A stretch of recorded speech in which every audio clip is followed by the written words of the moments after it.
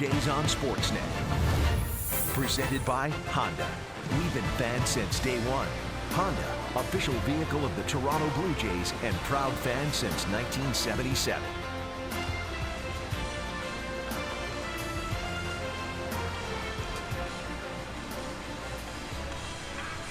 Welcome to St. Petersburg, Florida, as the Blue Jays wrap up their 6-game road trip that starts the season. So far, they are 1-4 on the road trip, and they'd love to finish up on a positive note with a win here today and split the 4-game series. Beautiful day down here in the central coast of Florida. The Blue Jays lost a tough one last night, 3-2 in 11 innings. A bases-loaded walk by Casey Lawrence making his major league debut, and John Gibbons would like nothing more than to fly home with a win tonight. Yeah, it's going to be very interesting to watch John Gibbons, how he manages this game today. We thought we'd see some guys having some days off, some rest. He had talked about getting everybody on his bench a start the first week of the season, but with the Blue Jays at 1-4, to me, it feels like he's going to be managing this game to really win it. He wants to win this one and try and get some momentum before they head home. I think it's imperative that they win this game today. They'll be matched up against Jake Odorizzi, and he makes his way toward the mound. Odorizzi was the only starter last season for the Rays to post a winning record. He was 10-8 with 17 no decisions. Take a look at the Blue Jays. As we mentioned, they're 1-4 on the season. Devin Travis against the Rays starter Jake Odorizzi is 6 for 12. He's got a couple of extra base hits and an RBI. And then down in the 5th spot, Troy Tulowitzki. Over his last 10 games against the Tampa Bay Rays, he's hit well, 11 for 37.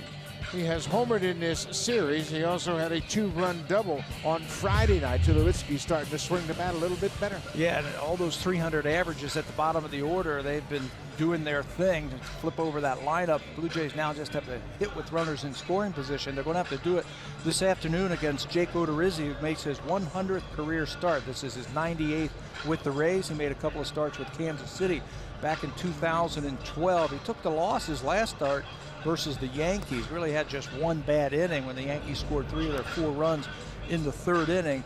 It took him 107 pitches, though, to get through 6 innings, and that's been the problem with Odorizzi, is too many pitches. His stuff is outstanding, but he just takes too many pitches to get deeper into the ball game. In his career, 3-2 in 11 appearances versus the Blue Jays. He's pitched some good games. He's given up just 2 earned runs or fewer in his last 5 starts versus Toronto, so they're in tough against this guy this afternoon. Take a look at the defense behind Odorizzi. In the outfield, Alex Smith. Boy, he's an interesting young guy. We've seen him for the first time in this series. He's got a lot of speed, as does Kevin Kiermaier, the 2-time Gold Glover in center. Steven Souza's in right. Longoria and Daniel Robertson starting at shortstop for the Rays. Brad Miller at second, Logan Morrison at first, and Jesus Sucre. Sucre makes his 2nd start of this series. Daniel Robertson, you mentioned he's playing shortstop. Well, this is his first career start in the big leagues at any position. Former 1st-round draft pick of Oakland in 2012. He came over here in a trade with the A's for Escobar and Ben Zobrist. What a steal that was. Here is Devin Travis. First pitch is inside for a ball, and we are underway. We mentioned Devin, 6 for 12 against Odorizzi. 158 on the season, and a lot of batting averages on the interstate for the Blue Jays. I-58, I-90, I-75, just a little bit of a slow start. Yeah, and a lot of 3s at the bottom of the lineup, so they're doing their thing. Now the big boys have to do their thing. Logan Morrison makes a nice play on that line drive to start the ball game. Well, they wanted to improve their inner defense. That was a weak link, I think, for Tampa Bay last year. Logan Morrison is a big guy who's swinging a good bat, and he's also got soft hands. Picks that one off, takes away extra bases from Devin Travis. I mentioned Daniel Robertson being a steal. The 2 guys that they sent over to Oakland, Escobar, Ben Zobrist, they're not even there anymore. And here's a young kid who's ready to blossom with this team. Here's Josh Donaldson. He's off to a decent start to his season. 7 for 20, a .350 average with a homer and 2 RBIs. First pitch downstairs. It was a breaking ball. Donaldson only has 4 hits against Odorizzi, but he has 3 home runs.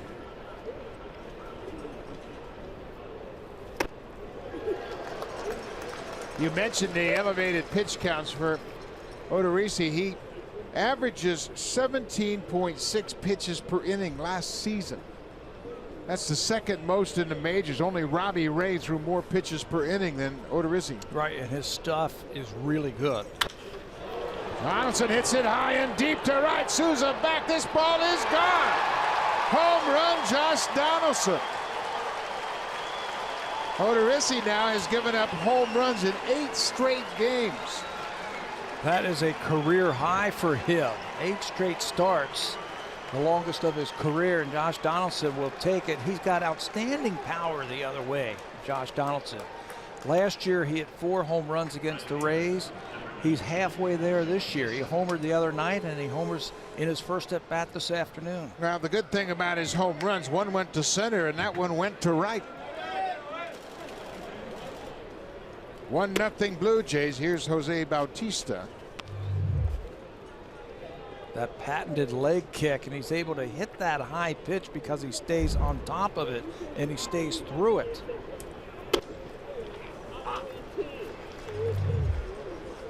Watch how he keeps his hands up there and then goes through it with a little bit of an uppercut to get the ball in the air. That's all you need, just a little bit. Now, Donaldson didn't take BP on the field today. It was optional hitting for the Blue Jays, and not many of the regulars came out and hit. But obviously he got loose in the batting cage underneath. He only hit 5 home runs all year last year to right field. He's off to a good start this year.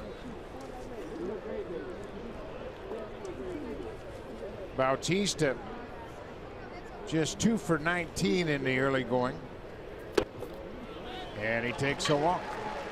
That's the 5th walk that Bautista has drawn so far. He continues to get on base.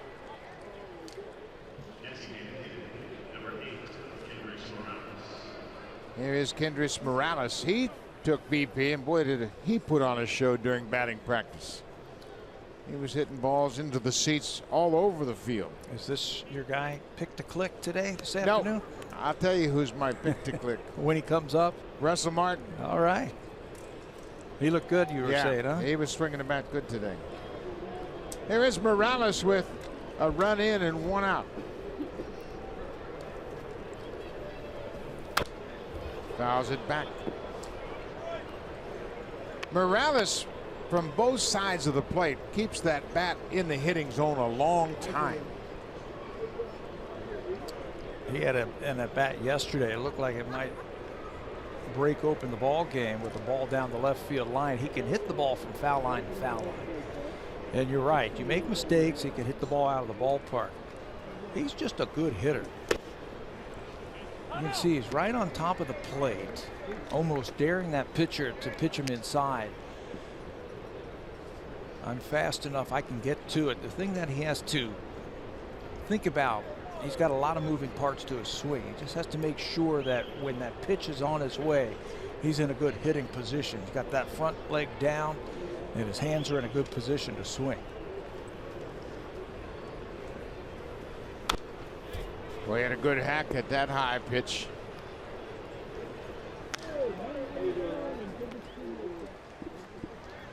Morales hit a grand slam here on Thursday night. Hit that off Blake Snell, and Morales was batting right-handed. Got 9 career home runs against Tampa Bay.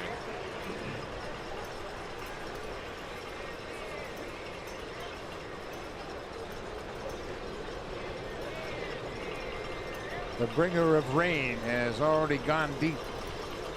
Upstairs. 2-2.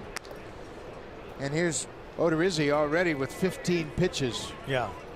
When you watch Jake Odorizzi throw, you see fastball, slider, cutter, splitter, great stuff, and he was much better in the second half last year.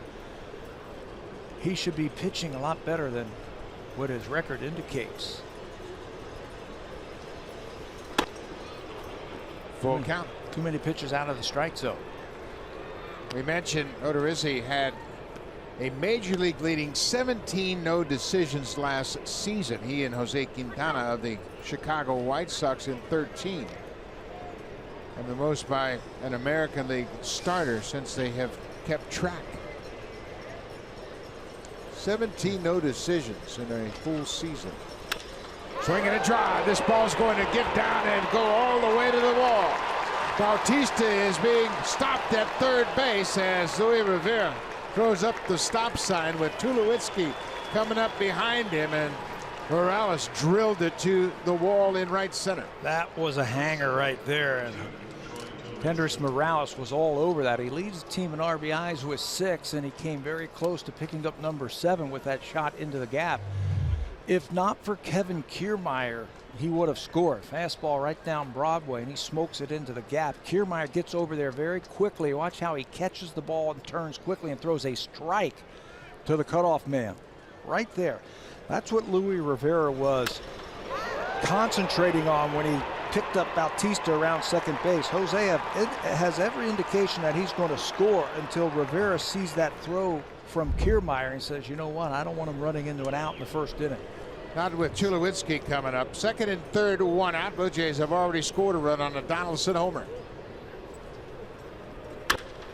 Hot shot to the shortstop. Bautista is going to come in to score as Tulowitzki picks up another RBI, his 6th RBI of the season.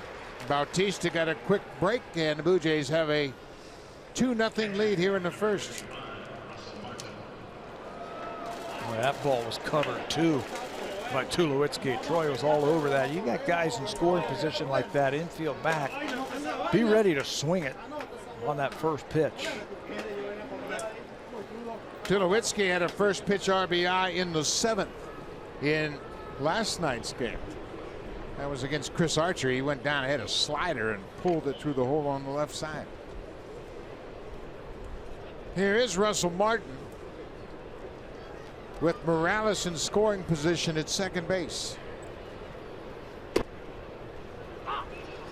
the Blue Jays have hung out some line drives this inning, haven't they? Devin Travis started it off with a line drive. Remember that? Line drive to the first baseman.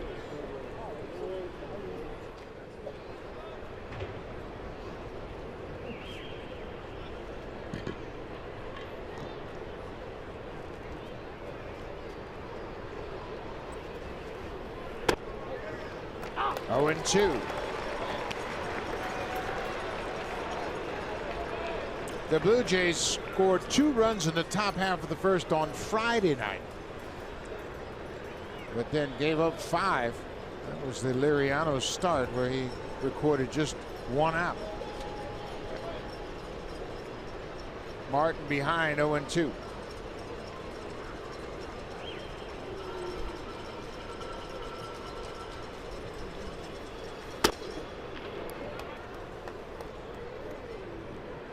Somehow, Jim Hickey, I'm sure, trying to figure out how to get Odorizzi to throw fewer pitches per inning. He's now thrown 21 pitches in this initial frame here. Well, I mentioned that he was good in the second half. Last year he was 7-1. One of the reasons why is his first pitch fastball usage was up, and his strike percentage with that first pitch was up. You jump ahead of hitters, you're going to put them on the defensive, and you're going to attack them, and you're going to have that mentality. You fall behind like this, then you have these long innings. He's thrown 22 pitches, 11 balls, and 11 strikes. I mean, his stuff is too good to throw it around the strike zone like that. Martin pulls it foul on the 2-2 pitch. Yeah, the long ball has been a problem for Odorizzi. He gave up 6 home runs in his last 6 games, a home run in each one of those 6 games, and then gave up 2 home runs to the Yankees in his first outing, and now he's given up a home run early on here.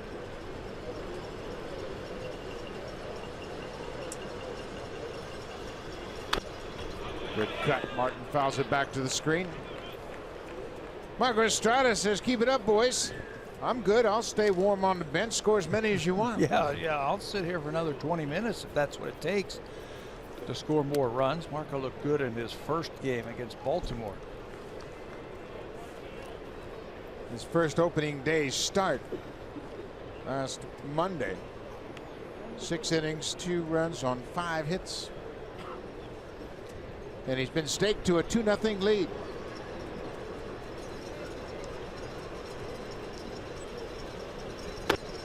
Martin strikes out. That ends the inning, but the damage is done early. Josh Donaldson got it started with 1 out. Donaldson gets a pitch up and out over the plate and hammers it over the wall in right for Donaldson. Home run number 2.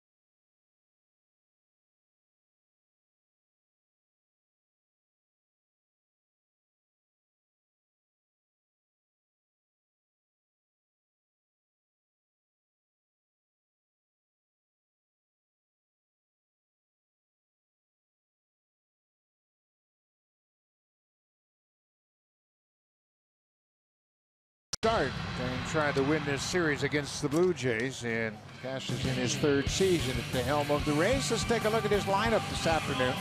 Corey Dickerson right at the top of the order. He looks like a different guy. He's put up good numbers against Marco Estrada. For his career, he's 4 for 8. A couple of RBIs. And then down in the 5th spot. Talking about a guy that has really done a good job on reworking his approach at the plate. Steven Souza Jr. has a 5-game hit streak, and he has done a great job of cutting down the strikeouts. They've picked up 55 hits, 3rd most in baseball, so Marco Estrada's got his work cut out for him. No decision in that first start against Baltimore. He pitched 6 innings, gave up just 2 earned runs against the Orioles, the hard-hitting Baltimore Orioles. There was a lot of soft contact against Marco in that game. Needs to win this one.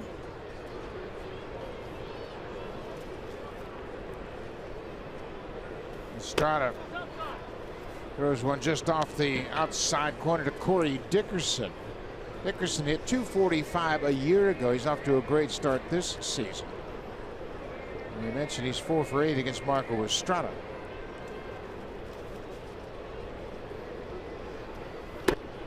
Changeup. Boy, Estrada does such a great job with that changeup, and we talk about it all the time because that's his bread and butter. But for a guy that doesn't average 90 miles an hour on a fastball, he's as tough as anybody to hit. You know what he does? He works at it. Talking to him at the end of spring training, I asked him, what are you working on in the spring? He goes, I know my best pitch is the changeup. I've thrown 4 cutters and 4 curveballs all spring long. I've used my fastball and my changeup because I have to have fastball command and I have to be able to use my changeup. So we worked at it all spring long.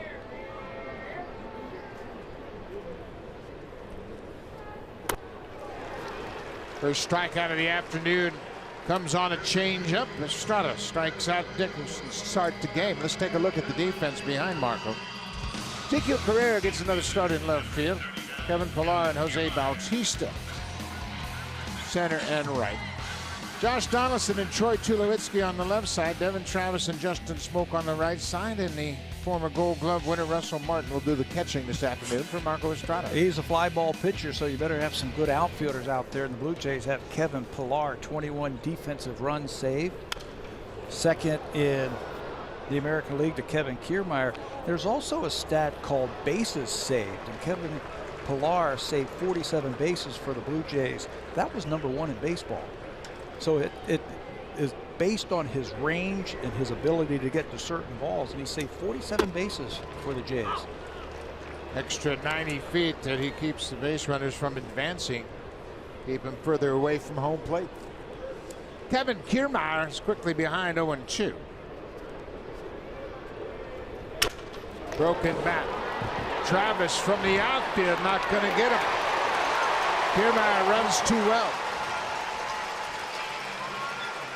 Anytime you have to range to one side or the other with Kiermaier, chances are he's going to beat it out. Buck, I think anytime an infielder has to leave his feet, he's going to have trouble trying to throw out Kiermaier. He just runs too fast. He gets out of the box. Look at that. He's almost running as he swings the bat. He's just got the handle left, but he's just so quick. When he catches it, he slides just a little bit. That's all Kiermaier needs to beat it out. He can really run, and he runs every time he hits the ball. He had a comeback to the pitcher yesterday and hustled out of the box just like this. Boom. Run right through the bag.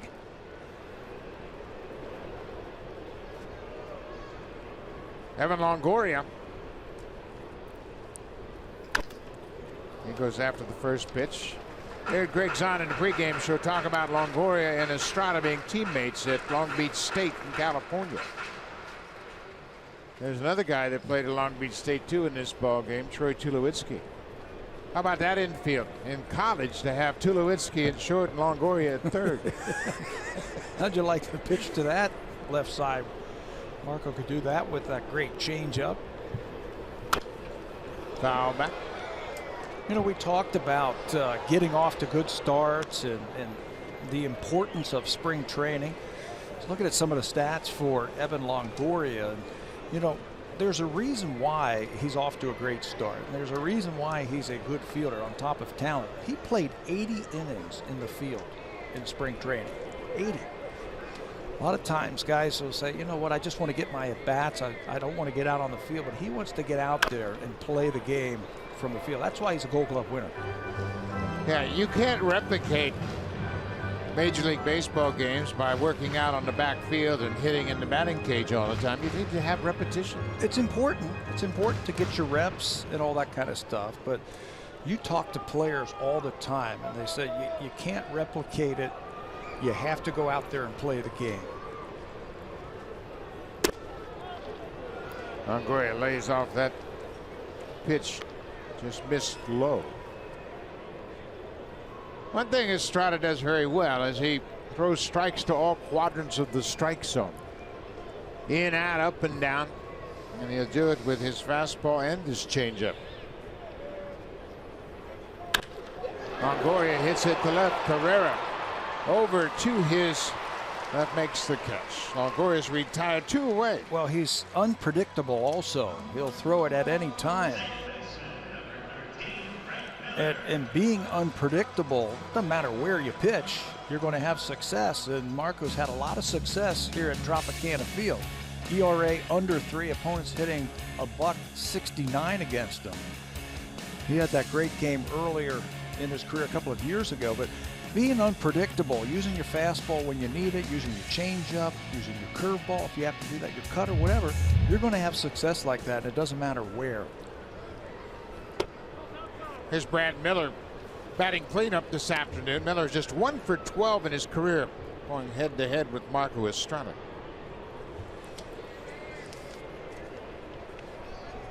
No homers, 3 RBIs. Miller hit 30 home runs a year ago. He got the first walk-off walk yesterday. And they had a celebration as if he hit a walk-off grand slam. Hit well against the Blue Jays, a .288 average. 2-0. As a strike. Right on the corner. We mentioned the great numbers for Estrada pitching in this ballpark. As a starter coming into this game, he had struck out 25 batters while issuing just 2 walks. And he's not overpowering by any means. He overpowers you with finesse. Catch him looking for that changeup. He'll throw that fastball right there. Throwing a little bit harder so far in the spring than what we saw last year. His fastballs jumped up a couple of ticks. That can only make his changeup better. 2-2. Kiermaier at first, 2 away. Off the end of the bat, Tulowitzki will go across the diamond to first for the out. Kevin Kiermaier gets an infield single. He's left on base. The Blue Jays, after 1, have a 2-0 lead.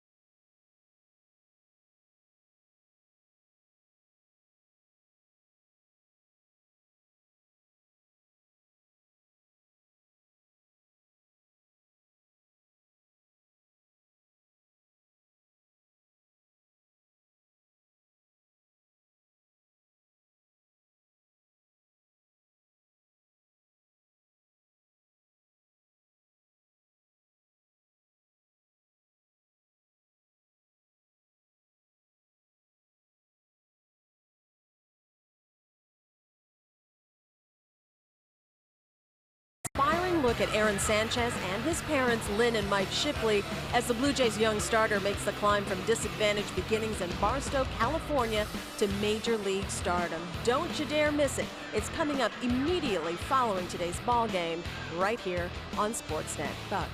Thank you very much. It'll be an interesting take, so make sure you check it out after the game. We got to talk to Mike Shipley, Aaron's father, Aaron's dad, here yesterday about the documentary. He was very pleased with the way it turned out. So make sure you check it out. It'll be an interesting story about a fine young man who's off to a great start in his major league career. I'm sure he was happy with the way he pitched yesterday, too. 7 innings, 4 hits, just 1 earned run. He looked great.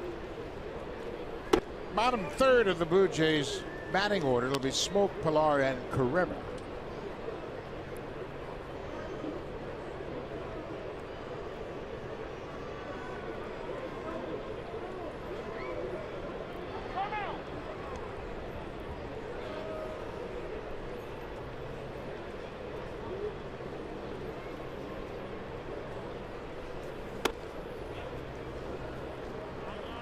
Two and 0. Smoke's off to a good start his season. In this series, Smoke's 3 for 11 with a double and an RBI.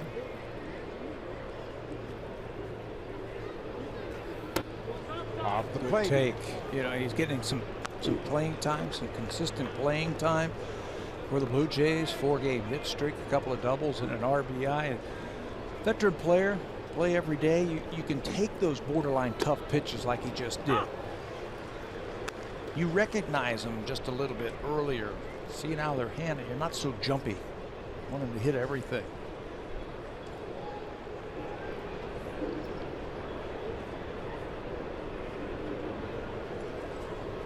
Three 1 pitch to Smoke. Big cut, fouled it straight back to the screen. Full count. Kevin Pilar waits on deck. You see that shake of the head from Justin Smoke. Smokey thought he should have hit that ball from Odorizzi. Right there. Was that one foul? Odorizzi threw 25 pitches in the first inning. He's thrown 6 pitches to Smoke.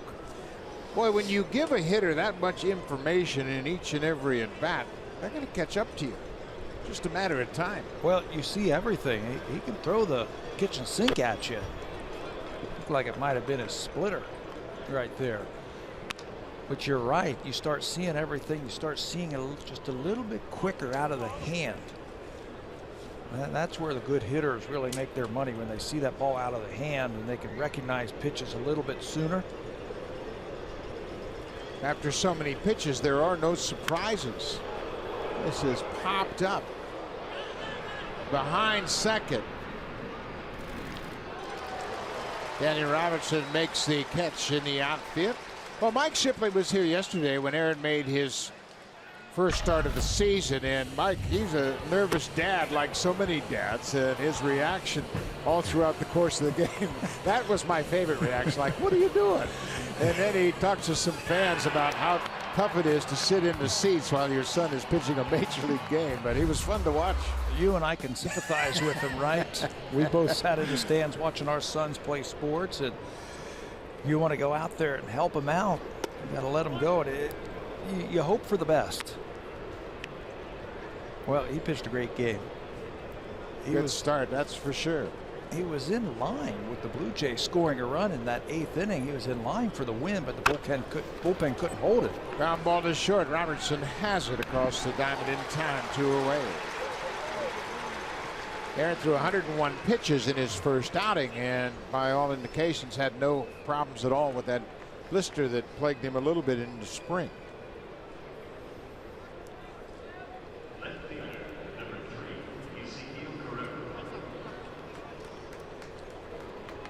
Two outs. Number 9 hitter is Ezekiel Carrera. Logan Morrison, the first baseman, was reminded, hey, this guy bunts, so now he's creeping in at first. Zeke will pick his spots to bunt. This really isn't a good time to do it. 2 outs, nobody on, just the 2nd inning. Go ahead and hit a double with 2 outs. Now later in the ball game, depending on the score and everything like that, that might be the time to do it. So you don't want to really surprise him this early in the game. Yeah, you're right. If you're going to get a hit here with 2 outs, you'd prefer to get an extra base hit, get yourself in scoring position. Lays off that high pitch. There might be a time later in the ball game, 1st and 3rd, where you can drop down a bunt, or the score is tied and you need to get on base, and you can do it. But Carrera is a good bunter. He has worked at it. He has come out here and worked a lot on his bunting.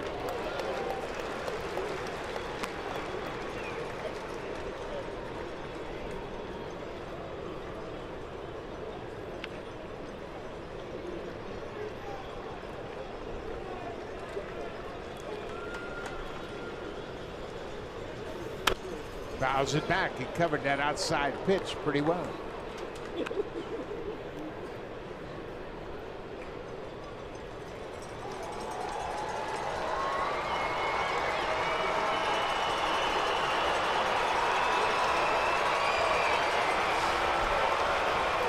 Another 2-2 pitch to Carrera. Breaking ball, cut on and missed. Blue Jays go quietly in the top of the 2nd, 3 up, 3 down, 2 strikeouts for Odorizzi.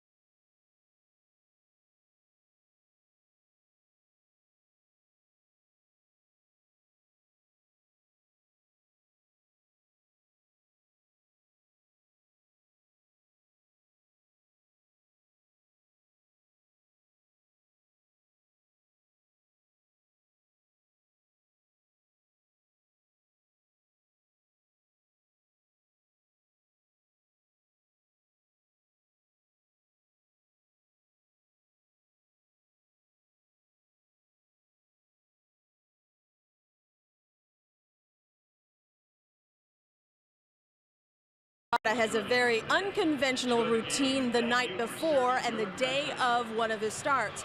On a recent appearance on Sportsnet's Baseball Central, Estrada says the evening before his start, he likes to watch something funny on television to put himself in what he called a happy frame of mind. Now, also, an hour or two before bedtime, he literally locks himself in a room and meditates. He says that's when he envisions the pitches, his delivery, and the game scenario. Now, on game days, unlike other pitchers who tend to not communicate, keep to themselves and stay isolated, Estrada told his teammates they are free to speak to him in the clubhouse before the game, even during the game in the dugout.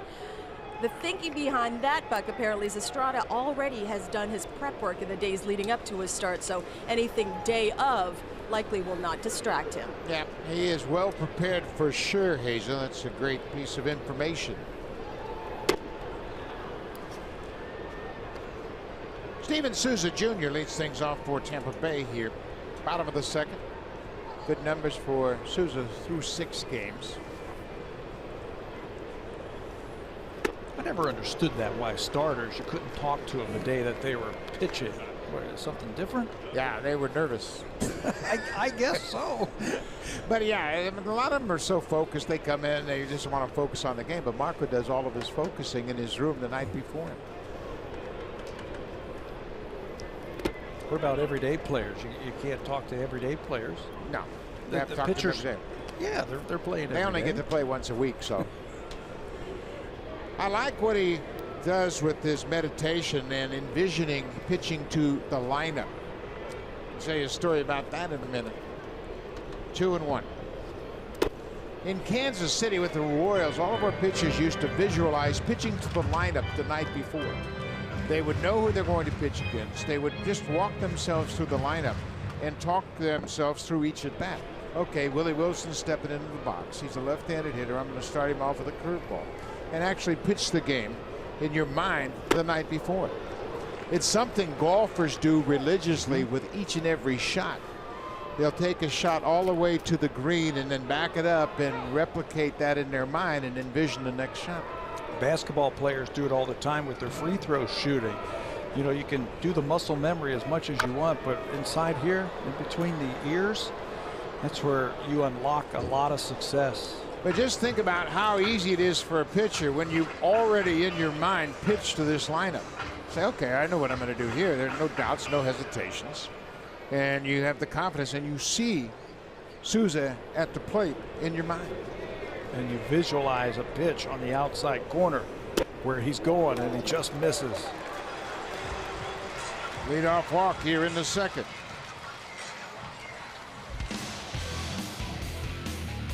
Home Hardware and Building Center locations, proud partners of the Toronto Blue Jays. Homeowners helping homeowners with expert advice.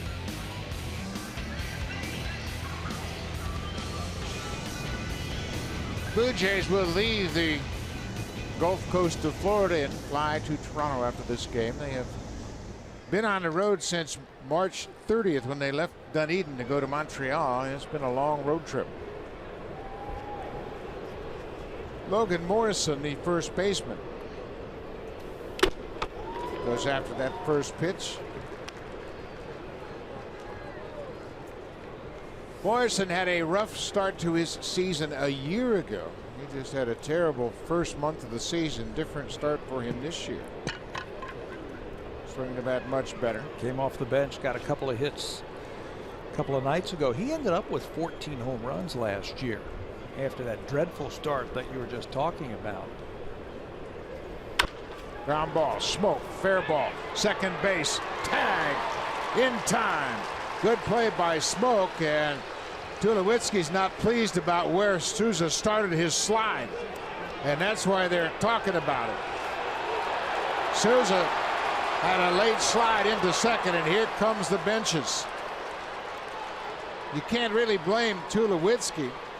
Obviously, you're not supposed to make contact with the infielder, but he slid late. Well, just a couple of feet in front of the base. I'm not sure Steven Souza knew that there was the play behind him where Smoke tagged him. I think he was anticipating the ball to go 3-6-3 around the infield.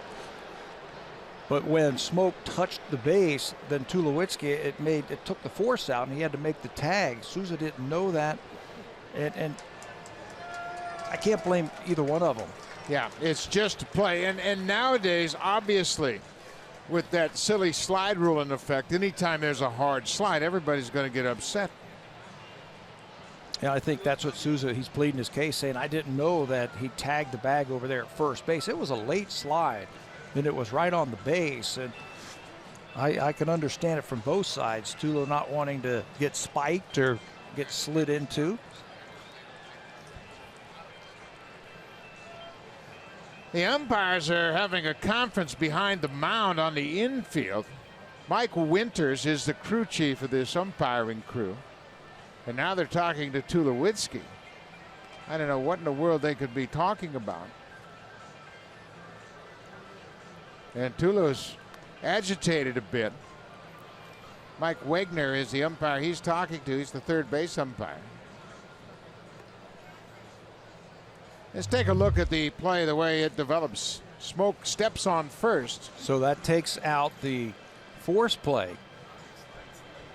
So he wasn't really sure. Tulo wasn't really happy about the slide, the high slide. You can see he's saying it's a late slide, but I'm sure he's saying, I didn't know that he tagged the bag over there. Boy, he really slid late. That's dangerous for both Tulowitzki and Souza. And Tulowitzki's obviously upset, and he's going to put the tag on. Souza does keep his feet down. I mean, that's one thing, but boy, that's a dangerous slide. Yeah, and it looked like he got Tulo's right foot there.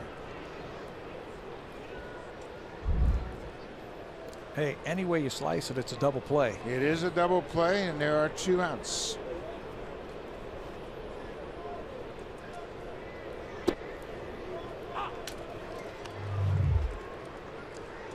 Watch Souza's left foot, and he kind of steps on his foot and then may have hooked his left leg.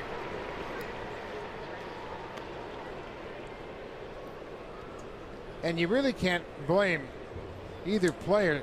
Tulowitzki, in this new rule era, doesn't expect hard slides. Robertson hits the breaking ball into the alley in right center. Batista cuts it off. A 2-out single for Daniel Robertson. That's why that double play was so huge. Leadoff walk to Souza, and then the ground ball double play turned by the Blue Jays.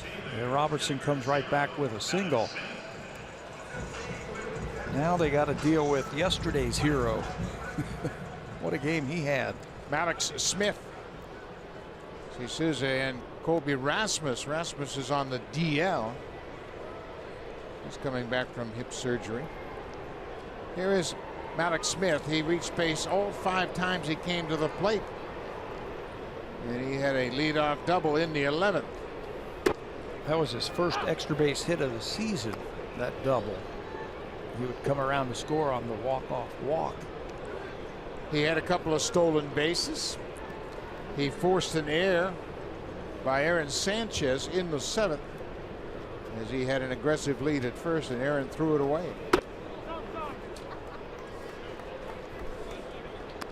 Tell you what, he has shown some patience at the plate. A couple of walks yesterday, and hitting 8th in the order. Young players, they want to go up there, especially speed guys. They want to swing the bats.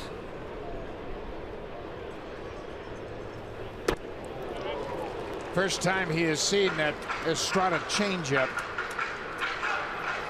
You go to the scouting report, and he's probably sitting there talking with the hitting coach, Chad Mottola, say, well, this guy throws 89 miles an hour. No problem. Yeah. No, the problem is he has such a gap between his changeup and his fastball. And he says he's got a changeup, but he's never seen a changeup like this. 1-2. Little tapper out in front of home. Estrada to Smoke, and that'll do it. So after 2 complete, the Blue Jays have a 2-0 lead, and it'll all start top of the order when we come back. Evan Travis will lead things off. Josh Donaldson, an opposite field home run his first time up. And Bautista, he's walked and scored.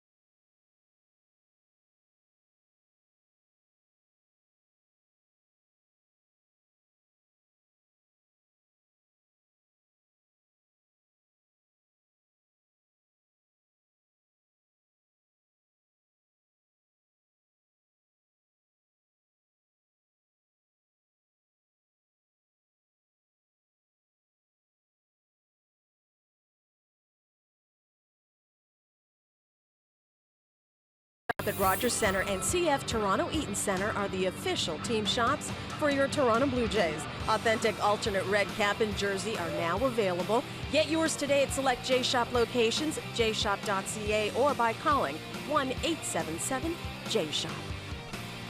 Thank you very much, Hazel. And you got to make sure you get the Jays Shop before Tuesday so you can get your brand new Blue Jays gear and come out and root for the home team as the Blue Jays open up against the Brewers Tuesday night. First game of a 9-game homestand.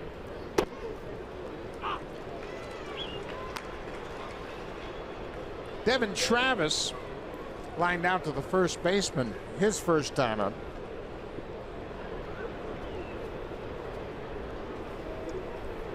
You know what makes him such a good hitter is he distributes the ball evenly around the field. I mean, you look at his spray chart, and you know, a third of his balls go to left field, a third to center, and a third go to right field. That's his ability to handle everything. It's out in front of that pitch and pulls it way foul. You never want to see young players come up to the big leagues and the majority of their hits going to one field. All a pitcher has to do is look at that and say, okay, well, he pulls the ball, I'm going to keep the ball away from him. Young hitters who can spray the ball around the field, they're good hitters.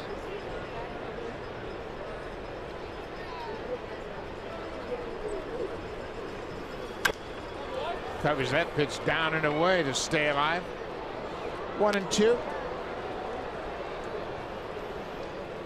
Travis hit 300 on the nose a year ago. 28 doubles, a triple, 11 homers. The season didn't start until late May. Lines this one to center. That's never a good thing here with Kevin Kiermaier out there. So that'll bring Josh Donaldson up, and he went deep his first time up, and it was a beautiful swing. It was a high pitch out away from him, and watch how he rises up to go get it, and then he keeps that swing up there high. A little slight uppercut. Keep that ball in the air. He hit 5 home runs to right field. That's his first one. 5 last year. That's his first one this year. Look at those numbers against Odorizzi. 5 hits, 4 of them are homers. Came into the ballgame 4 for 17 against Odorizzi. Once he gets it rolling, boy, it's tough to cool him off. He can stay hot for a couple of weeks. That's why you love to see him coming up with guys on base. RBI chances.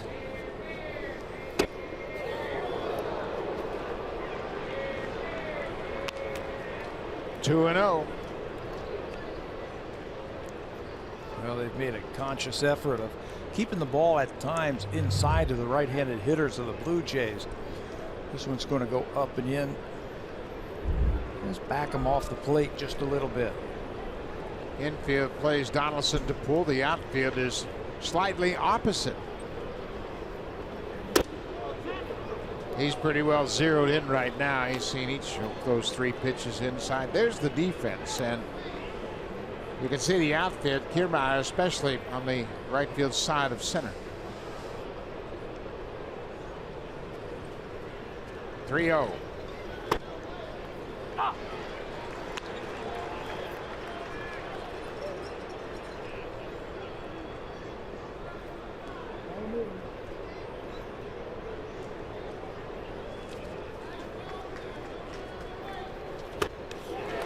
They caught the catcher on his backswing. He was out in front, and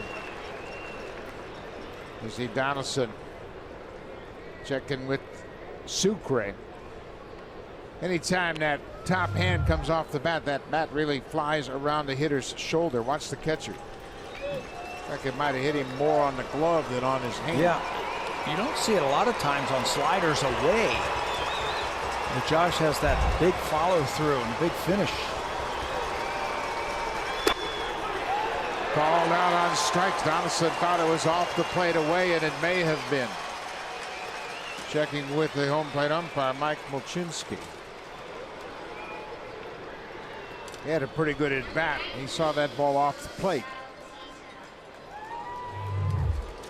One more time. Set up outside. He thought it was ball 4.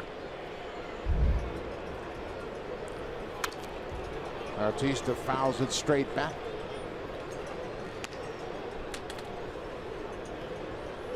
Jose walked and scored. He scored from third on the ground ball out by Troy Tulowitzki. Bautista went first to third on Morales' double.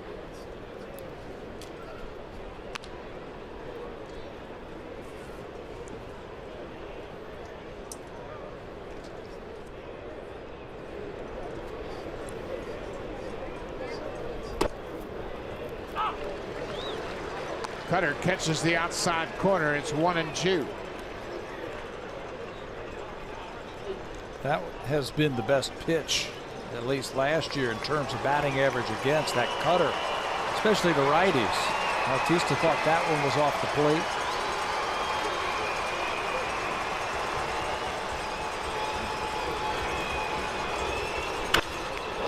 Right back to Odorizzi. He knocks it down, and Bautista hit a bullet. It hit Odorizzi, and he's down on one knee right now. That was a line drive headed for center field, and Odorizzi will walk off the field. This is a wicked line drive. If I could hit Odorizzi in the leg, he is able to stay on it and make the play, but they'll attend to him in the locker room.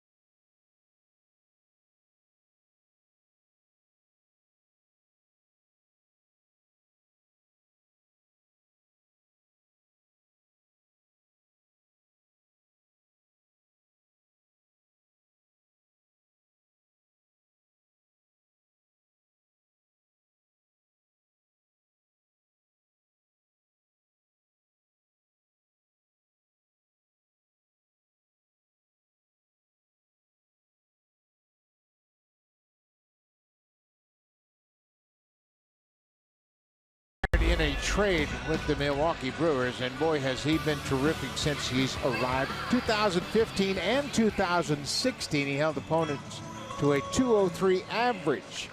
To put that in perspective, the only other pitchers that have combined to have consecutive seasons allowing a batting average of .205 or lower, Pedro Martinez and Nolan Ryan. They were pretty good, weren't they? Pretty good company for sure.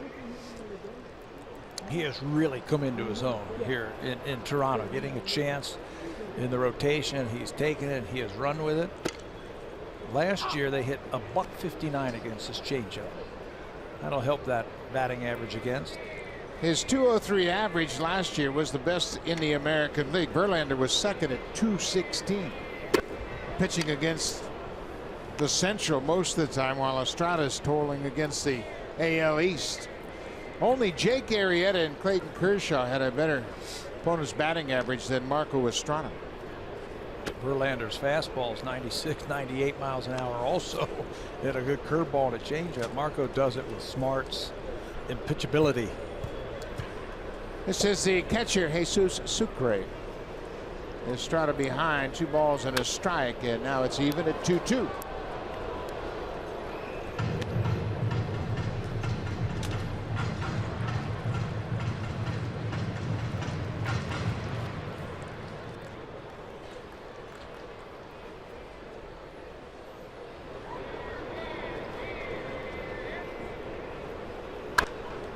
popped up out in front of that changeup. Carrera in, Tulowitzki out. It'll be the left fielder. With one away, let's check in with Jamie Campbell.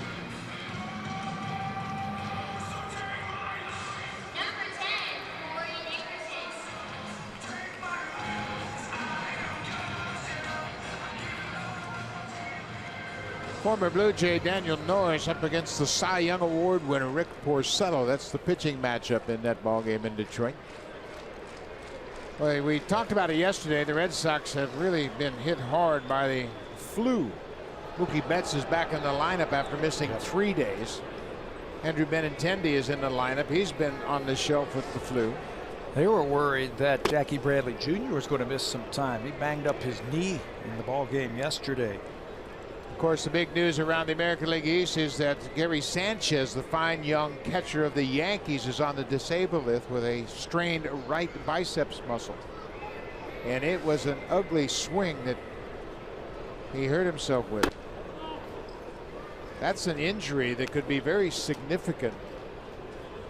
Yeah, depending on if it's pulled, strained, torn, you know, you don't know. We haven't heard yet, but yeah, that's a scary thing for a catcher. And it's his throwing arm, too. Leadoff man Corey Dickerson with a mighty swing. He is behind 1-2. Dickerson struck out on a changeup his first time up. The Yankees got some more bad news. Greg Bird, their fine young first baseman, fouled the ball off his foot. And they are examining him to see the extent of that injury. High drive deep to left. Carrera getting back. This ball's got a chance to go. It does. A home run for Dickerson. Just inside the foul pole. We told you he's off to a great start for Dickerson. Another home run. He had a home run leading off the season. That's his second of the year. Well, he hit it in the right spot, right down that line where the fence isn't very high. He was saying yesterday, he said, I got to stay engaged in the game as a designated hitter. I'll go on the bench and I'll cheer up my teammates and really get into the ball game. He hits that high changeup, slices it down the line, and again, it's only about 5 feet down that left field line. He's able to just dump it over that for the home run. Kiermaier bunts it foul. Kiermaier reached on an infield hit. Another look at the changeup to Dickerson. He struck him out his first time up with a changeup. That was down. That one was up. And he wasn't really sure if it was going to be fair or foul, but Marco upset with himself that he dropped it over that short wall in left field. It's a 2-1 ball game now. You saw Dickerson talking to Malik Smith on the bench, and Smith trying to get as much information. This is the first time he has faced Marco Estrada. On the ground, that is a fair ball. Kiermaier is off and running. Takes a look over his shoulder. He's headed for third. He'll get there with a head first slide. Man, can he run. Gibbons, the Blue Jays manager, out quickly to check with the first base umpire, Stu Sherwater. Yeah, I don't know what this is going to do because you can't review it. You can't replay it because it was in front of him. His argument is that that ball was foul right away. Sherwater, the first base umpire, called it. He was going to try and get out of the way, but he saw it change up and he pulls it right over the bag. Now he's got to get out of the way of Smoke. Justin Smoke looks back like he's surprised that that ball was called fair. But Kiermaier, once that ball got by him, you knew this was going to be 3. Look how smooth he makes his trip around the bases.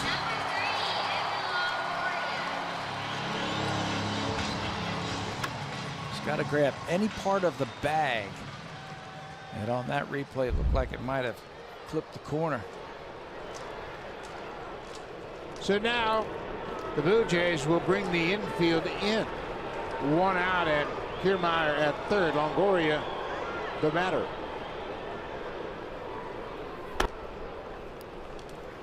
Kiermaier's triple is first of the season, his 23rd career triple.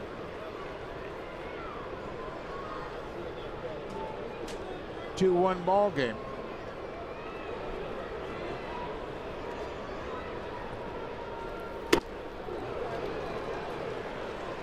Donaldson with a break toward the bag at third, trying to get Kiermaier to take a step back toward the base. Yeah, and then when the pitch is on its way, if there's a ground ball to the infielder, watch Josh with that bluff. Pitch is on its way. If there's a ground ball to the infielder, you try and freeze that runner. Probably going to go on contact with his speed.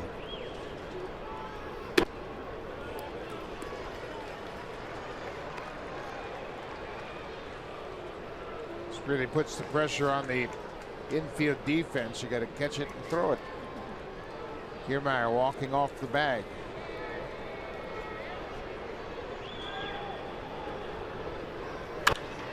High deep drive to left, and that ball hooks foul.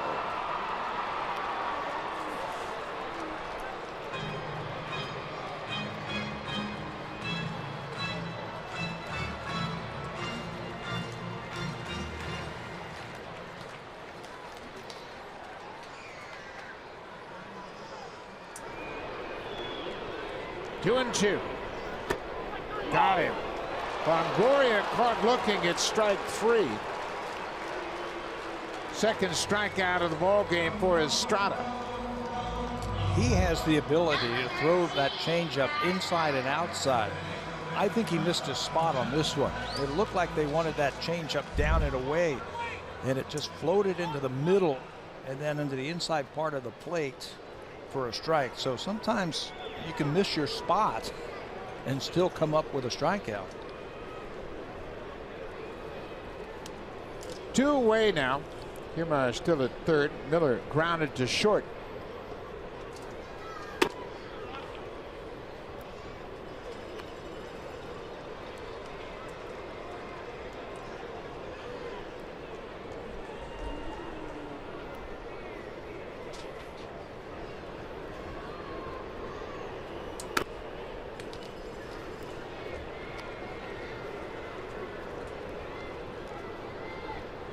Marcos had an extended inning here.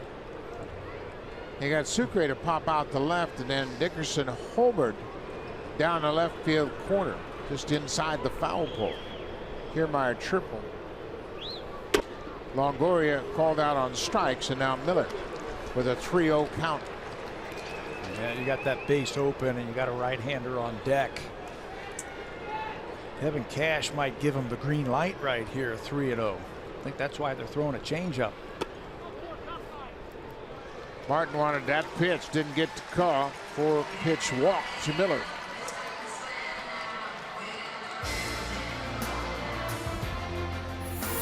The cars change, the fandom doesn't. Honda, official vehicle of the Toronto Blue Jays and proud fan since 1977.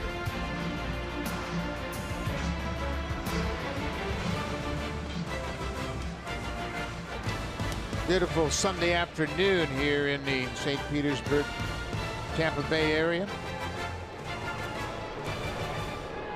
We're just having a conversation. What's going on, Kevin? Stay out of it. They're fine. The umpire and Kevin Cash having a long distance discussion, and now Cash barking at Mike Mulchinski, the home plate umpire. It looked like Souza and Mulchinski were having a conversation, and that's what the umpire said. I think it was Souza and Martin were talking, I'm sure, about that play at second base. And, you know, Souza might be saying, hey, man, sorry about that, and whole thing. Watch this. This is between Martin and Souza. And they're talking, and they're talking, and they're talking. And then what the home plate umpire took exception to was Kevin Cash getting into the conversation and saying, hey, let's go. What is... He said they're just having a conversation, the two of them. Okay, Cash wanted things to move ahead, and then the umpire said, we'll take care of home plate.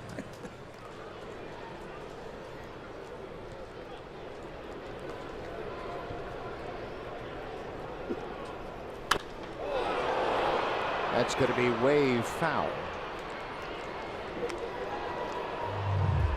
After Souza and Martin finished their conversation, and then you could see Souza said, "Hey, I'm talking," and now Olszewski said, "Stay out of this. We're having a good time up here at home plate."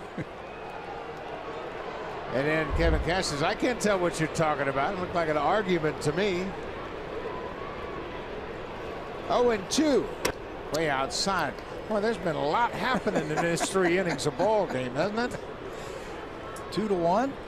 We've had a couple of home runs. We had a hard slide. We've had the benches clear. The umpire a couple of times airing out the managers from home plate. High fly ball to left. Carrera back on the track at the wall. He's not going to get it. Steven Souza Jr., the second home run of the inning. And for Souza, that's his first home run, 2 RBIs, and he's got 5 on the season. You know, he's been having a good year. We've been talking about that now for about 3 days. But he drove in his first 3 RBIs of the season in this series. And he's going to get 3 more with one swing of the bat. Looked like a high changeup from Marco, and he powers it high enough. Didn't think it had the ability to get out, but that thing just kept going and going. Carrera goes back, thinks he has a beat on it. Looked like he was going to leap for it, and it just lands in the second row. 3-run home run, 4 runs in the inning, and the Rays have taken the lead.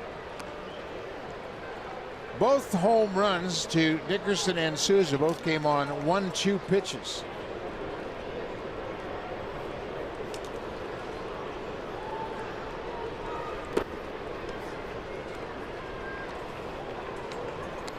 There hasn't been a real good flow to this game. A lot of interruptions so far. Souza's driven in now 6 runs in the last 3 ball games against the Blue Jays. Big RBIs too.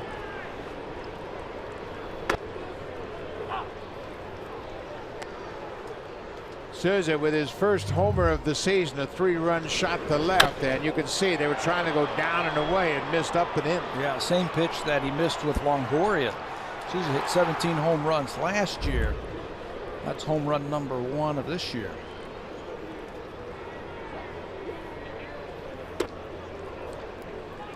Logan Morrison hit into a double play into second. That's the play in which Souza had that hard slide on Tulowitzki at second base, and that's when the benches cleared. 2-2 pitch. Pulled on the ground. Smoke will come and take it on the big hop. That'll end the inning, but big inning for Tampa Bay. They score 4 runs on 3 hits, 2 home runs in the inning, and they've taken a 4-2 lead.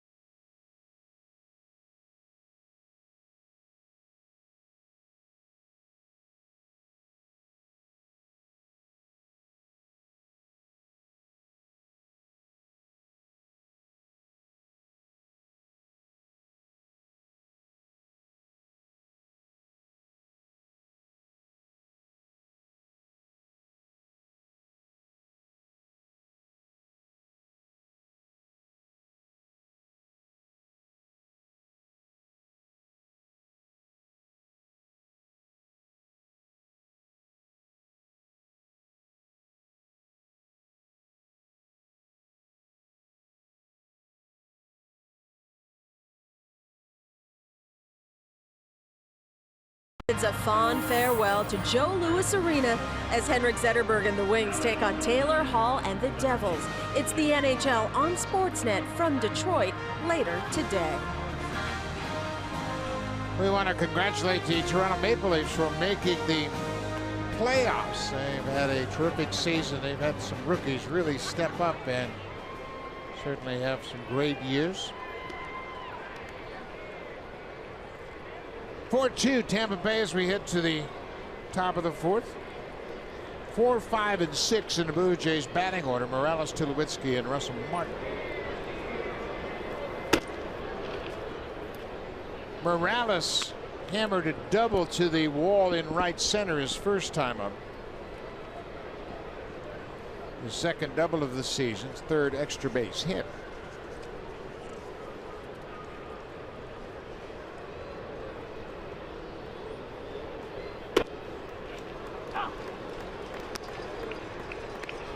Breaking ball, he dropped in there for a strike.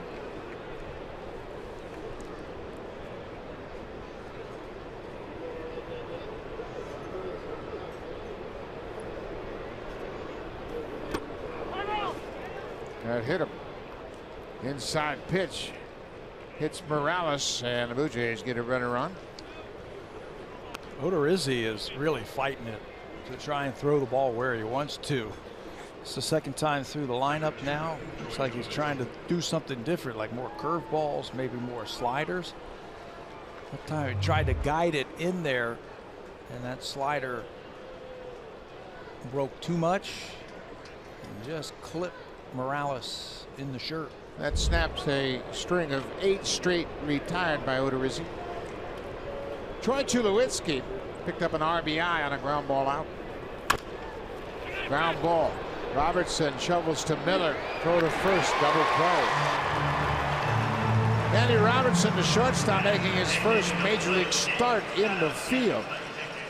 Came and got the slow roller, flipped to Miller at second, who turned it quickly. Yeah, Brad Miller did a good job of making Kendrys Morales get down. Watch how low he comes on the throw from second base.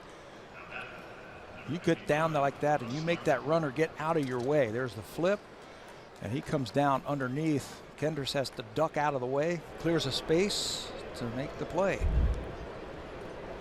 It's his first year as a starter at second base, Brad Miller. They tried him at short and at first last year. For Miller, this is just his 26th career start at second. Russell Martin struck out in the first. One of 3 strikeouts so far for Odorizzi.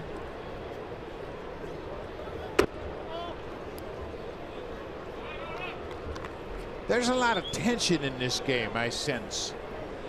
Blue Jays a little bit on edge, and Souza with the hard slide. And just manager Kevin Cash has been arguing with the umpire. They had a conference between the half innings, and seems like there's just a lot going on here. And the tension, I think, from the Blue Jays standpoint, they want to win this game. They don't want to go home 1-5. They've pitched well. They just haven't hit, and then when little things like this happen, you can see look like it clipped Tulo, and Tulo has something to say about it. And that little discussion right there started a benches clearing discussion out around second base. Martin bounces it to second. Miller on to first, and a double play and a ground ball out. The Blue Jays are done in the top of the fourth. We'll go to the bottom half of the inning. 4-2 Rays.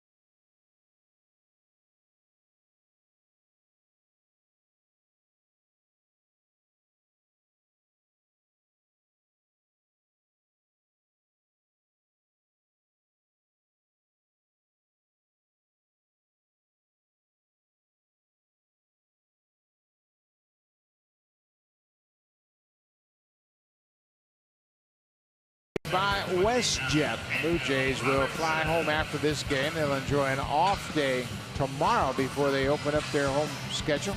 Milwaukee Brewers, a National League team, for a 2-game series. Then the Orioles in town for 4. Another off day before the Blue Jays see the Boston Red Sox for a 3-game series. Then out to the West Coast right off the bat. 4 games in Anaheim against the Angels. Doesn't get easy, does it? No, it's big league baseball. Yeah, no breathers. Good team every night. 4-2 Tampa Bay. Blue Jays trying to split the 4-game series. Marcus Stroman has won the only game for the Blue Jays. He was terrific in his first start. Says Daniel Robertson. He picked up his first big league hit here on Friday night against Francisco Liriano. He was the last batter that Liriano faced, as he got just 1 out in the first. Played at Durham last year, which is a AAA club for Tampa Bay, all season. He's an infielder that can play different positions. He's got some starts at second base, shortstop, third base in the minor leagues. This afternoon he gets his first start in the big leagues at shortstop. They think very highly of him. Just 23 years old. He's from Upland, California, in Southern California. He was acquired in a trade from Oakland in January of 2015. He, John Jaso, and Boo Powell were traded for Escobar and Zobrist. Came through the minor league system in the Oakland A's organization and played next to Addison Russell. Russell now the shortstop of the Cubs. Strike 3 called. Estrada finds that outside corner. You know, Marco gave up a couple of home runs off of the changeup, and it looks like he's going to start using a few more fastballs. He used the fastball to get Morrison out to end the 3rd inning, and if you threw a few more here to get the strikeout, his 3rd of the afternoon against Daniel Robertson. That's what's made him so tough before, the ability to change in game. Alex Smith punts it out in front of home. Russell Martin just in time. What a terrific play by Russell Martin. One of the most athletic catchers in baseball, and he came out of the chute quickly to throw out Alex Smith. So much happens on that play for a catcher. You recognize the bunt. Watch how quickly he gets rid of the face mask. Here, dumps it, plants the right foot, and just fires over to first base to get a very fast runner. Heck of a play. Good bunt, better play by Martin. And a big target over at first base too, and big Justin Smoke. Alex Smith is going to try to use that bunt just about every game. Smoke had a big stretch to help out Martin.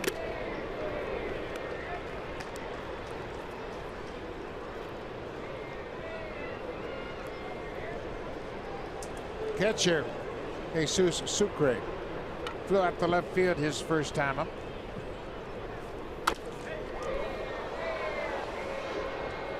Another fastball. Estrada's ahead. That's 3. This at bats. He can throw a changeup now if he wants to.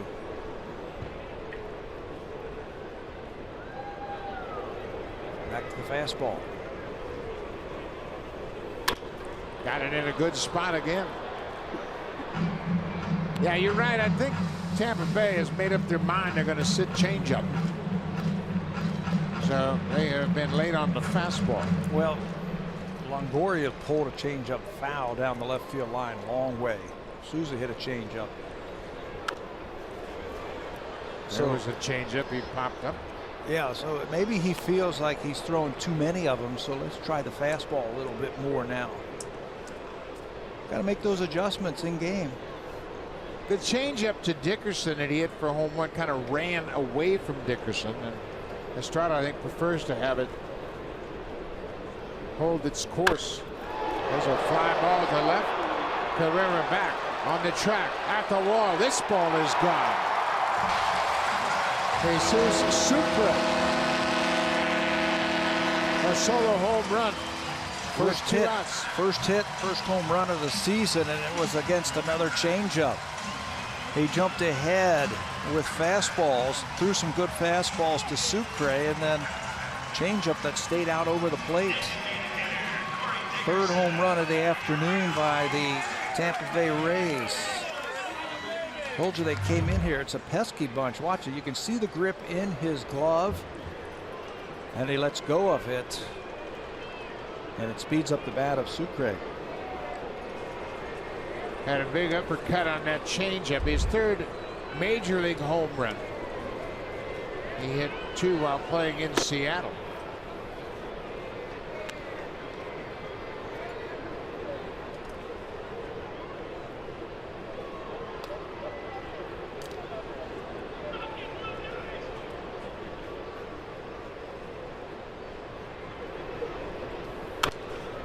Foul back in our direction. Estrada surrendered 23 home runs a year ago. He's a fly ball pitcher. We've always known that.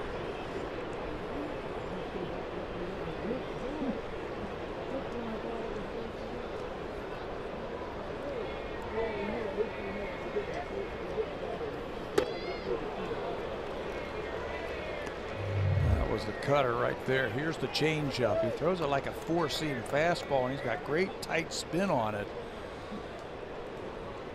But you sense that the Rays are up there looking for it now.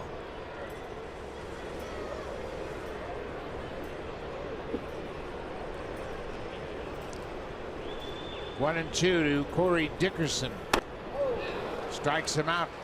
The fastball ends the inning. Another home run. 3 home runs for Tampa Bay, and they've taken a 5-2 lead. Now time for an update. Here's Jamie Campbell and Greg Zahn in the Samsung broadcast studio.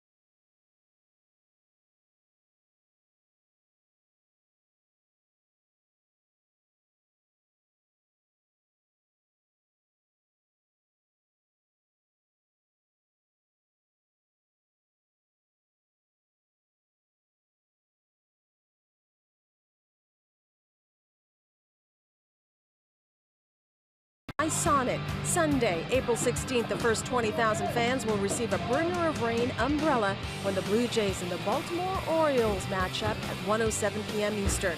For tickets, visit BlueJays.com. But the umbrella, much more stylish, I think, than those rain hats. I love those Southwesters, and there's some Blue Jay fans that are proud to be sporting them here today. But the Bringer of Rain umbrella going to be a very popular giveaway when the Blue Jays get home. Blue Jay fans, they travel well, man. They go all over to watch their team. Blue Jays got to get something going against Jake Odorizzi. Again, the bottom third of the order, they went down in order in the second. Smoke, Pilar, and Carrera.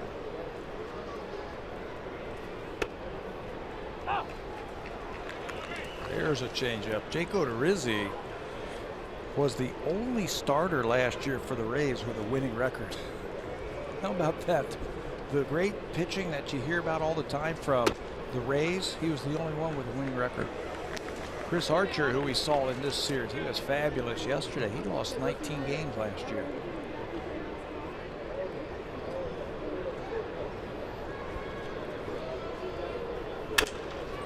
Off the end of the bat, and that's a tough play for Robertson, and Smokey is out by a half a step. Oh, what a good play by the young shortstop. He had a long way to go, and Smoke hit it right between the second baseman and the shortstop. They were both shifted around to the right side. Well, it was hit. It wasn't hit hard enough for the guy who was in right field, Miller, to come in and make that play. The only guy who could make it is the guy at the top of your screen. That's the shortstop, Daniel Robertson. He goes over and then gets just enough on that to get the ball over to first base. And it doesn't look like the Blue Jays are going to challenge this one. Robertson, and a nice stretch by Morrison, gets the out. Good play on both ends. That's first out of the top half of the fifth.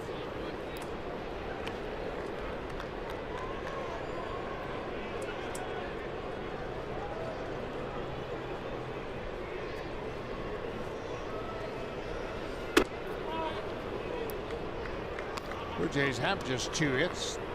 They both came in the first inning. Donaldson hit a solo home run with 1 out. And then Kendrys Morales hit an opposite field double. That's been it. The only batter to reach since Morales was hit by a pitch to start the 4th. Erased on a double play. Yeah, very quickly the next pitch. Just keep grinding it out. That's the thing about the beginning of the season. You know, you get off to a good start and everything is fine. It's a long year. You just got to just keep going up there, having good at bats and stringing some good at bats together. Get a couple of guys hot. Next thing you know, you've won 5 or 6 in a row. Baltimore has gotten off to a 4-0 start. Tampa Bay is 4-2. Minnesota Twins 4-1. Pilar fouls it back. The Arizona Diamondbacks have really gotten off to a good start. They and Colorado in the National League West are 5-1. And a lot of people think that those 2 teams are sleeper ball clubs in the National League West. Diamondbacks are hitting everything. I mean everything. They came into this game with 69 hits already this year. Pilar pulls it to Longoria. 2 away. A couple of ground ball outs.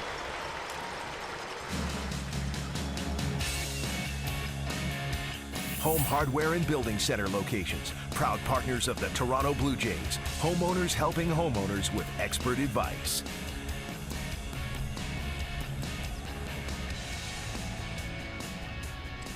A great blue heron having a nice afternoon. Well, it's been great weather down here for the 4 days the Blue Jays have been here in St. Petersburg. A lot going on over at our hotel. Jazz Festival down by the water in downtown St. Pete. That was yesterday. They closed off the streets. They also had some kind of food tasting thing going on Thursday when we got here.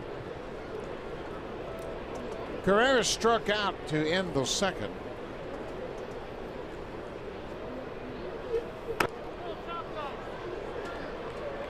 Ezekiel pulled the bat back. It's 2-0. You mentioned Arizona with all of their hits. As a team, they're hitting .322. Did you see that coming? I got some good hitters. They got A.J. Pollock back and Goldschmidt. Lamb, the third baseman. Everybody knows him. Tomas. But they're all hitting together. It makes you look like you make all the right decisions. Push all the right buttons when you got guys hitting. When you're scratching and clawing for every run, I mean, it makes it tough.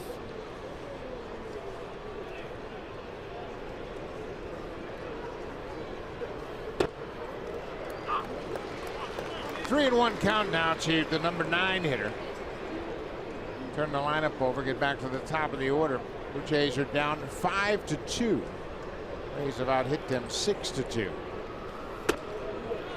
Strike 2.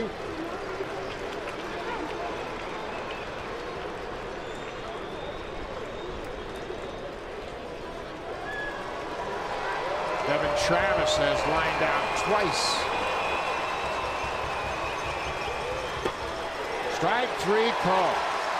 Carrera caught looking at a fastball. 3 up, 3 down in the 5th.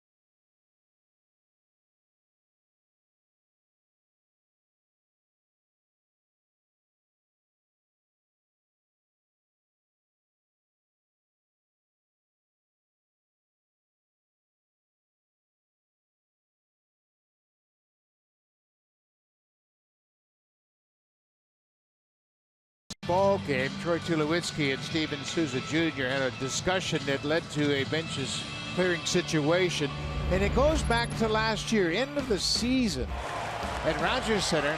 Tulowitzki and Souza had a bit of a discussion, and that one seemed to be more of a misunderstanding than anything. But at the end of the season, the nerves are kind of raw, and then today, here's the hard slide by Souza. Yeah, the one last year, you know, that was between Troy and Steven Souza, and this is a misunderstanding too. I think Souza's pleading his case. He's saying, hey, I didn't know he tagged the bag over there. Tulowitzki says, you don't have to come in that hard. I was just going to tag you. Then there's some discussion going on around the plate between Russell Martin and Steven Souza. Another misunderstanding as the umpire gets all whacked out on that one. Somebody needs to take a pill. Everybody's on edge today. John Gibbons has been out of the dugout to argue about a triple by Kiermaier, and Kiermaier hits this one to the left. You better get it back in quick. He'll challenge you. Kevin Kiermaier, perfect 3 for 3. They had held him down until this game. Since the start of last season, he was hitting over 300 against the Blue Jays, 25 hits in the last 2 seasons. Well, now he's got 3 more. He beats the shift by going the other way to start the 5th inning. Evan Longoria, he's 0 for 2 with a strikeout.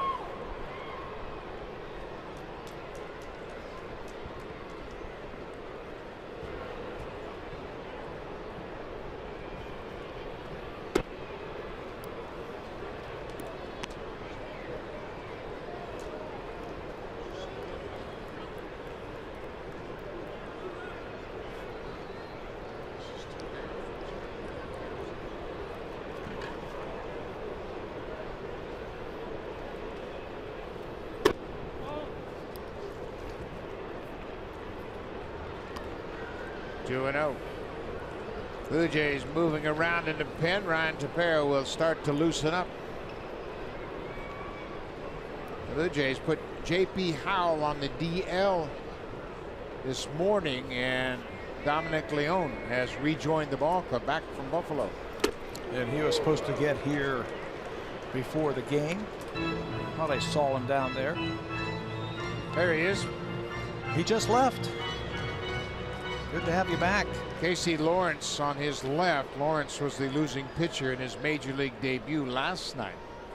A bases loaded walk in the 11th. Kiermaier had 21 steals a year ago. He was caught just 3 times.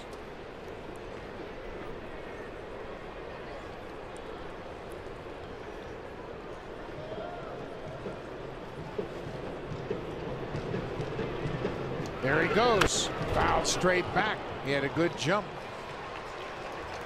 Well, he was sliding no matter what, too. Second basemen or shortstops on steals like that are fouled back will give a little courtesy to that runner and tell him that it was fouled back, or they'll just keep running out of the way like Devin Travis did, just to indicate that there's not going to be a play around the bag. I don't know if Kiermaier didn't see him or didn't hear him, but he was full bore into that bag at second base. 2-2 to Longoria.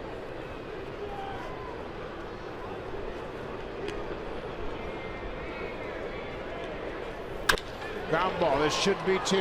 Tulowitzki boots it, and it's going to be an error on the shortstop. Boy, that was a tailor-made double play ball. You don't see that very often with Troy Tulowitzki. He's as sure-handed as they come. 9 years last season. This is his first of the year, and it is a tailor-made double play ball. Hopper got handcuffed just a little bit at the end there. First error of the season for Tulowitzki. Kiermaier at second, Longoria at first for Brad Miller.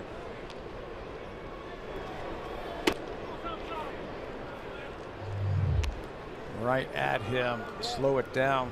See how that ball got into his glove and then popped out. Again, he's as sure-handed as there is in the game.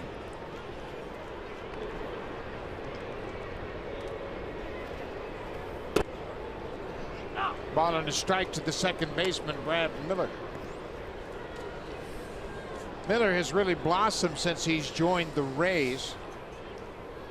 Came over in a trade November 2015 along with Logan Morrison, Danny Farquhar.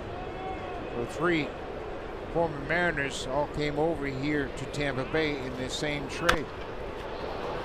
They traded for him to play shortstop, and they started the year at the shortstop, and he made 14 errors, so they tried him over at first base. Made a couple of more errors there, but he's better suited for second base. The throw isn't as long. I mean, he's a middle infielder by trade, so he had a lot of throwing errors last year from the shortstop position. Well, he's going to play somewhere. He hit 30 home runs last year, and that's a big jump for the Rays. They hit 216 home runs as a team, just behind the Blue Jays. Steven Souza hit 17 last year. He has a 2-run home run here this afternoon.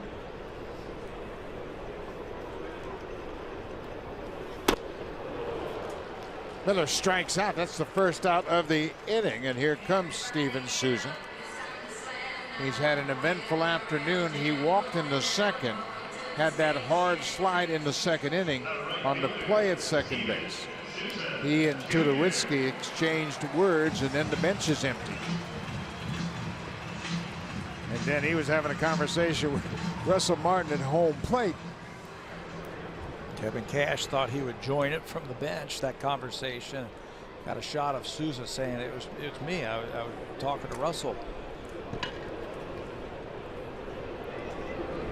2 intense teams, to say the least. 1 out. Well, the Blue Jays, they've always had trouble beating Tampa Bay. I mean, they're the toughest team for the Blue Jays in this division. Did they have a winning record against everybody but this team last year in the East?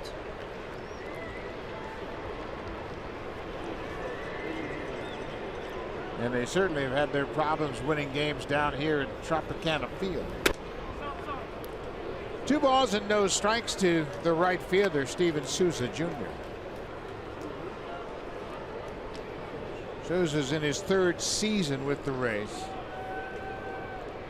He was acquired in a trade.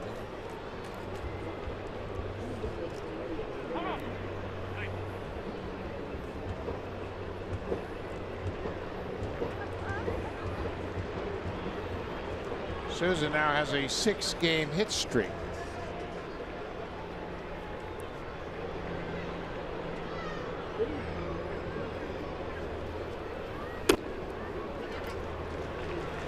He was a lot more patient at the plate this year. He was a free swinger his first couple of years over here. He's a lot more patient at the plate, having some good at-bats. We always talk about young hitters needing 1,500 at-bats before you really know how to hit in the big leagues. Souza came into this game with 848 at-bats. Just over halfway there. Talk about that in reference to Kevin Pillar as well. He's still under 1,400 big league at-bats, but you can see the steady progression in Pillar's game. Sure, you can see it big time this year. 3 full seasons of 500 at-bats, and then that gives you a chance to change with the pitcher. The pitcher's going to try and adjust to you. You adjust back to him. You learn about yourself. You learn about life in the big leagues.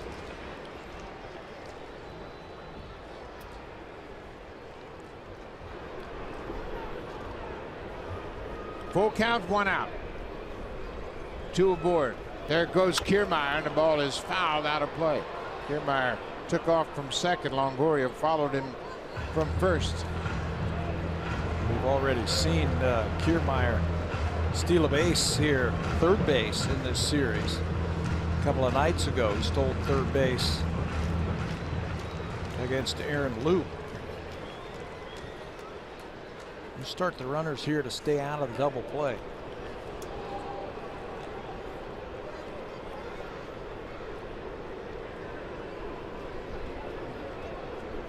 Not running.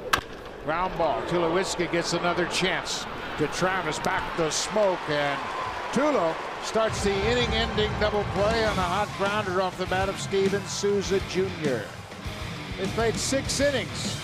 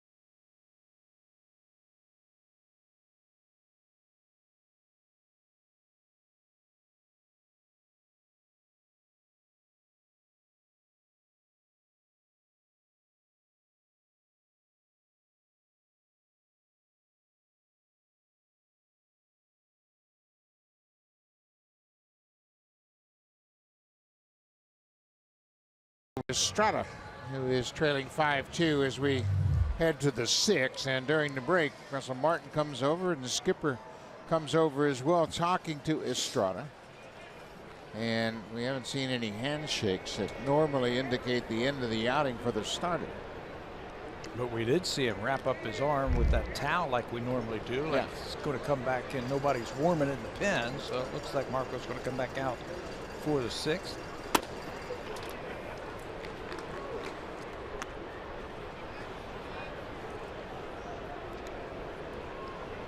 In that Baltimore game, Wade Miley has been activated off the DL, and he started that game.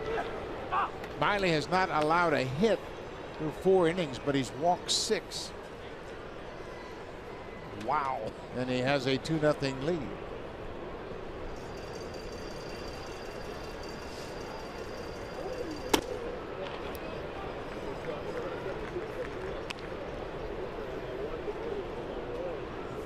Two balls and a strike to Devin Travis, leading off the top half of the 6th inning.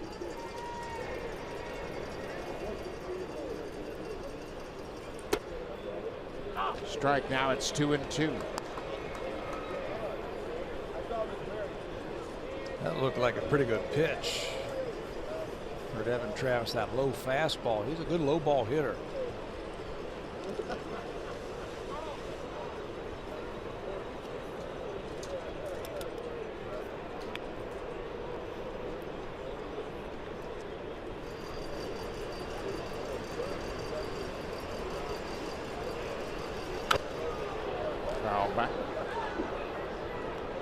First week of the baseball season, and everybody has a tendency to get a little anxious when the Blue Jays aren't hitting.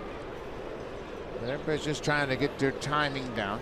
Donaldson has homered today, his second of the season. Russell Martin still looking for his first hit. You know, Miguel Cabrera got his first hit today. Yeah, Miguel Cabrera. The great Miggy Cabrera got his first hit. John Gibbons was saying after the game, he goes, these guys have done it in the past. I know they're going to do it again. Let's don't panic or anything like that. Last year, the Blue Jays went through the same thing. They averaged 4 runs a game through the first 5 games. Hit 209 with runners in scoring position last year. Pop back out of play. They had their share of strikeouts, and the same thing happened. It just takes some time. You take a look at the career averages of the hitters and compare them to their start here in 2017. Jose Bautista hitting just 105, Tulowitzki 143. But that's what it is early in the season. Little looper, and Robertson, the shortstop, makes the catch. Travis is retired on a soft pop to short. But it can turn around with one good game. The leading hitter in baseball coming into this Sunday afternoon, Daniel Murphy of the Nationals has 11 hits. Brandon Drury of Arizona, we mentioned how hot Arizona is. Drury has 10 hits. Yunel Escobar has 10 hits for the Angels. He's batting .417. Nomar Mazara of the Texas Rangers batting .476. He's 10 for 21. But all it is just a few hits, a couple of days in a row, and you're right back to normal. Absolutely. And for the Blue Jays, you get a couple of guys on, you get a couple of guys hot, you get the guys in the middle of your lineup starting to hit some home runs with guys on base, and it's all forgotten. How many people remember the record of the Blue Jays last April? I do. Well, I know you do. I know you do. I was talking about more of the people at home listening. Yeah, exactly. And what those people hit, what the guys hit last year in April. Yeah, they went to the postseason and got to the American League Championship Series for a second straight season. Donaldson, we've mentioned how well he's seeing the ball. He was called out on a tough pitch down and away back in the third. He homered to right in the first.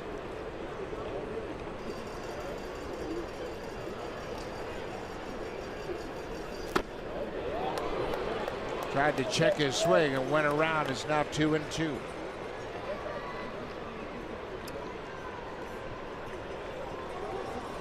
He was called out on that fastball, Buck, in the third inning. It was a fastball down and away. His home run was a fastball up and away.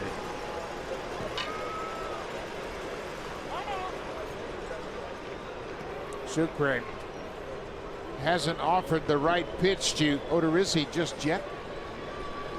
Now they're set. Donaldson gets a piece of it, throws the bat at the ball, went right over the mound, skipped right over the mound. Remember, Odorizzi got hit in the back of his leg in the third inning on a line drive off the bat of Jose Bautista. He was able to make the play. He threw Bautista out at first and then limped off the field. That ended the inning. I've seen this done a few times. 2 strikes. I mean, you literally throw the bat at the ball. That one looked like it slipped out of his hands, but you throw the bat at the ball to try and keep the bat alive. I saw Rod Carew do that I don't know how many times just to keep at bats alive against tough pitches. That was a tough pitch. Ground ball backhanded by Longoria from foul ground in time.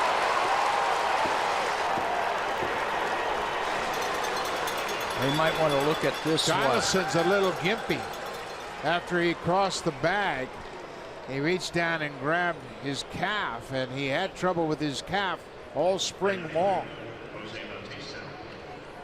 And you hope there's nothing wrong, but he is taking his time going back to the dugout, and he's feeling it. That's the last thing the Blue Jays need right now. He was saying that his legs really beat him up. You can see he's limping a little slightly coming across the line there. Usually he's going to be jogging off the field. But he was saying that the ground really beat him up last year. The pounding that he took last season in his legs. Well, that's not a good sign, No. and he is limping and going right down into the dugout, and George Poulos, the head trainer, follows him.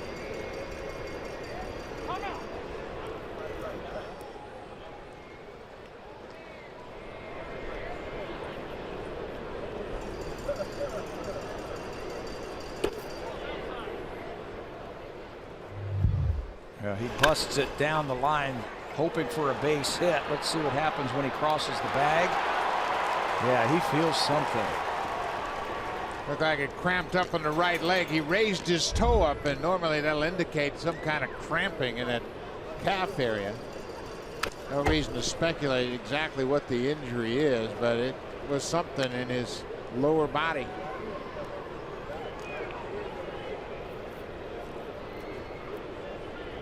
Remember, he had a similar situation here at Tampa Bay to start the season last year and ended up DHing the next 3 days against Boston at home.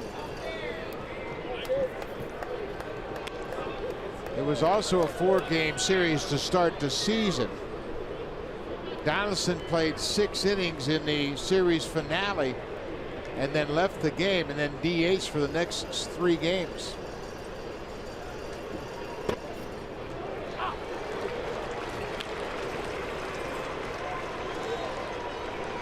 Two balls and 2 strikes. Bautista hasn't seen eye to eye with the home plate umpire on his strike zone. Thought that one was low.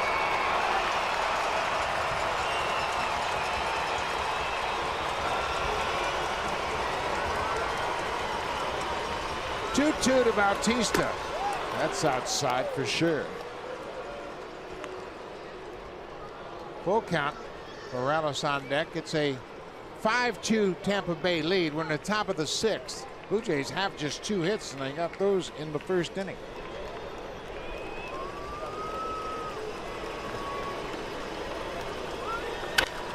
Hot shot, but right to the shortstop. Robertson gathers, and he's thrown out. Bautista retired on the ground ball to short.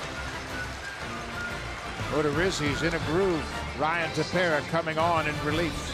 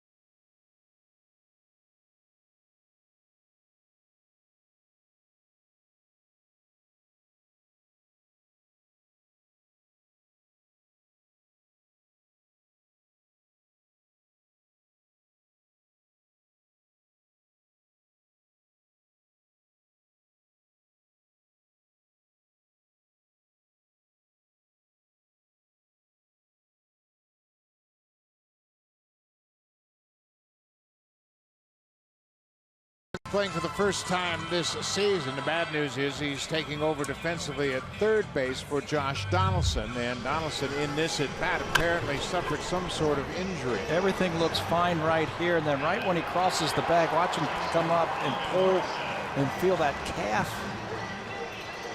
He's been battling some calf problems the last couple of years. Last year and then in spring training this year, and you can see he's favoring that as he walks off the field, walk right into the clubhouse. Ryan Goins will take over at third base. And on the mound, taking over for Marco Estrada is Ryan Tepera. Tepera's pitched in a couple of games this year, and he's looked good, 3 innings. Only giving up a hit to a right-handed batter. Tepera's always had outstanding stuff, and right now he's pounding that strike zone. You need to have a couple of good innings from Tepera.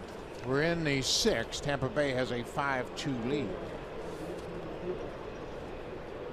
Last year, as we mentioned, the Blue Jays opened up here at Tropicana Field, and they played a 4-game series. In the 4th and final game, Donaldson came out of the ball game after 3 at-bats. Goins took over at second. The starting second baseman, Darwin Barney, moved to third in place of Donaldson, and then Josh DH for the next 3 games at home against the Red Sox.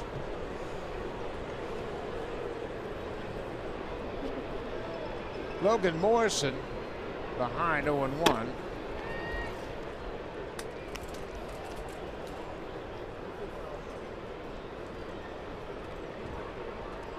Tepera's worked a total of 3 innings. He's allowed just 2 hits. Hasn't walked a batter and struck out 2. I think he can be a valuable guy in that bullpen because he's got some power in that arm. He's got some strikeout ability. He's got great stuff. And Roberto Osuna's down. Jason Grilli has thrown the last couple of days, so we're not real sure if he is available today. Joe Biagini's thrown a couple of times in this series. They need a couple of innings, maybe even more this afternoon from Ryan Tepera. Yeah, Grilli is pitched already in 3 games, and this is the 6th game of the season. Biagini's worked in 3 games as well. Same for Joe Smith.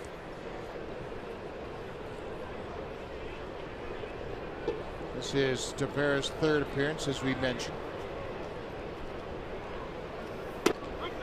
Tepera catches Morrison looking. Let's check in with Jamie Campbell.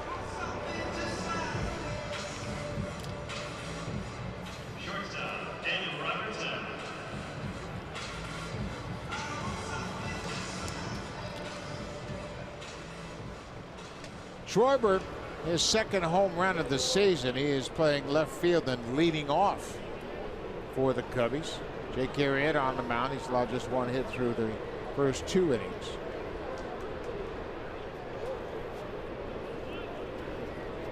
Zach Davies with a rough start.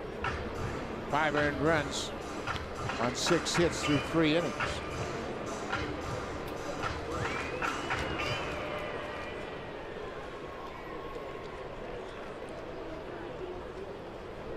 Daniel Robertson has singled and struck out.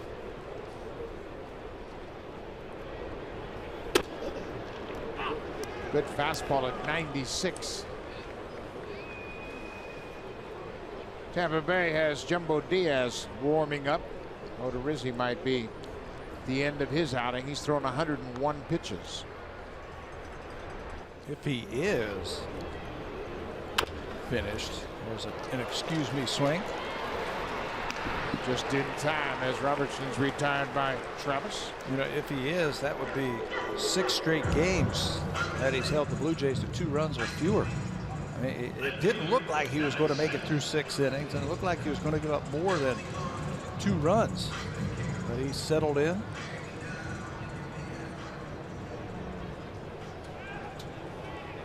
He has given up those consecutive home runs. He has gone 8 straight starts giving up a home run. He gave up the home run to Donaldson in the 1st inning, and then an RBI ground out to Tulowitzki, and the Blue Jays haven't been on the board since. In fact, they haven't had a hit since the first inning.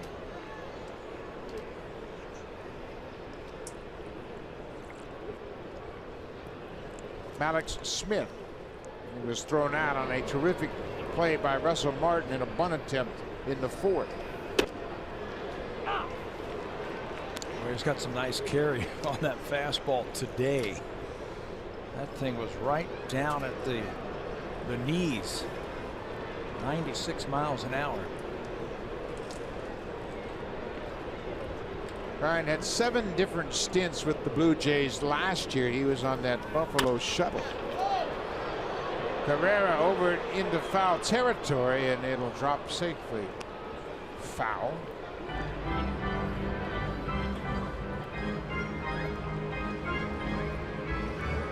Yeah, this could be a very valuable arm for the Blue Jays bullpen. As you mentioned, he's got power.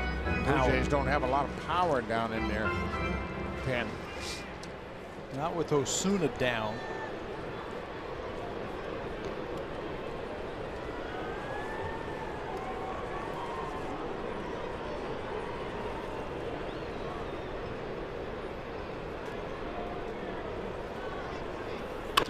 Breaking ball pulled on the ground. Travis is there. Tepera with a good inning, a strikeout, and a couple of ground outs after 6 complete. Tampa Bay has a 5-2 lead. Morales will lead things off when we come back.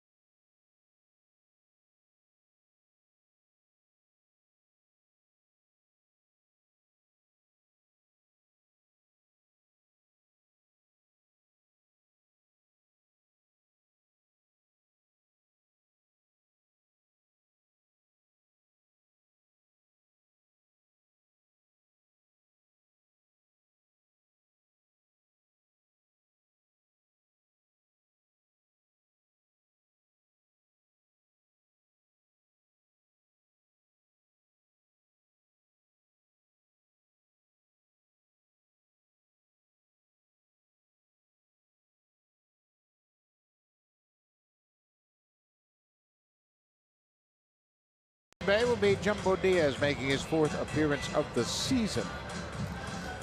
Jumbo's already worked in this series against the Blue Jays a couple of nights ago. Had an inning, gave up a hit, had a strikeout in that game. Doesn't have an earned run average just yet this season. Big man throws hard, fastball slider. He's only given up 1 hit in those 3 appearances, and it came to Justin Smoke the other night. Jake Odorizzi, 6 strong innings.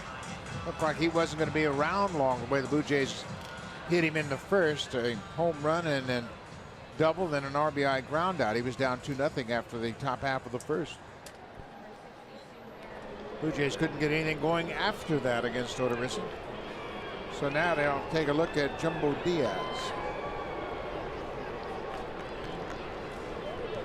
Morales, Tulowitzki, and Martin for the Blue Jays here in the top half of the 7th.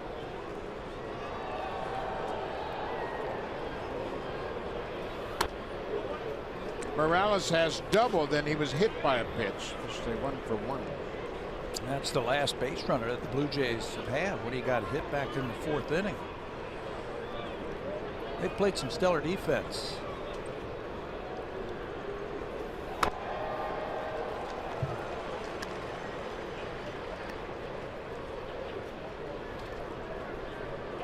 Ball and a strike on the leadoff man here in the 7th.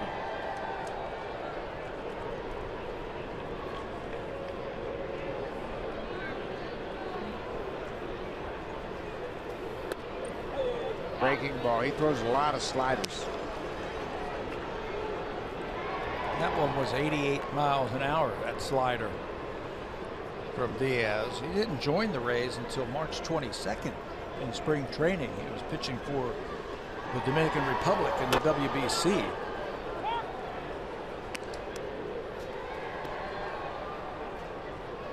Two and two now.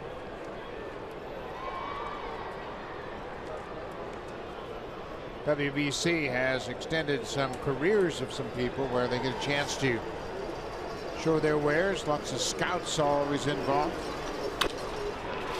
Line drive caught by Morrison.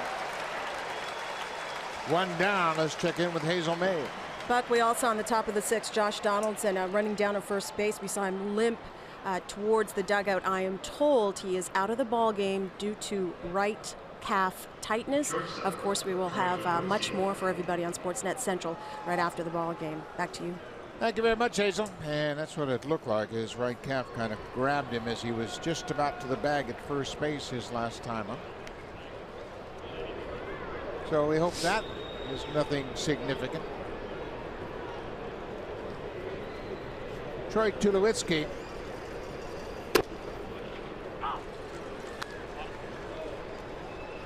Tulowitzki has an RBI on a ground out. He's also grounded into a double play.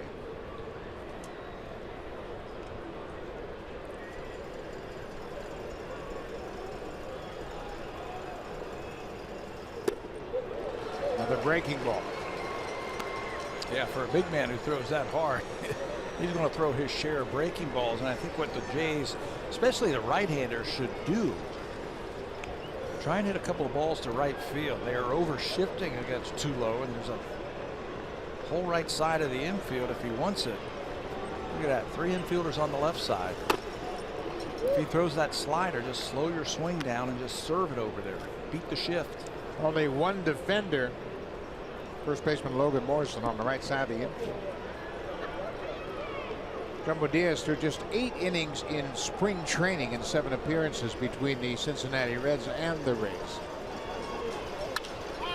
High in the air to right, not deep. Souza waits for it, and Tulowitzki's retired 2 away.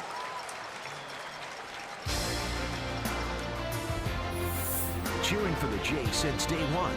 Honda, official vehicle of the Toronto Blue Jays and proud fan since 1977.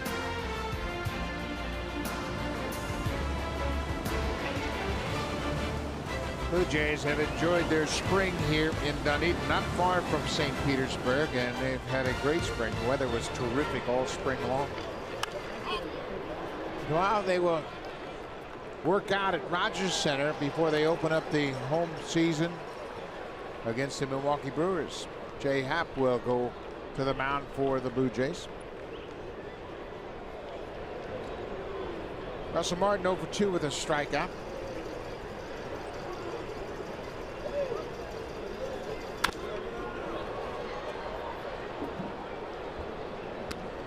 Aaron Loop loosening up.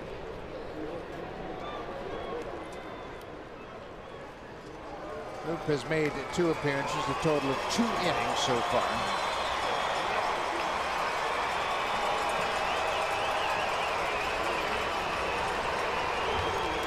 In case you're just joining us, J.P. Howell, who was a second left-hander down in that bullpen, has been placed on the disabled list with a shoulder issue. And to replace Howe, Dominic Leone has rejoined the Blue Jays. Yeah, it's some inflammation in the rotator cuff for JP. And he said, you know, I hate saying that I'm not feeling right.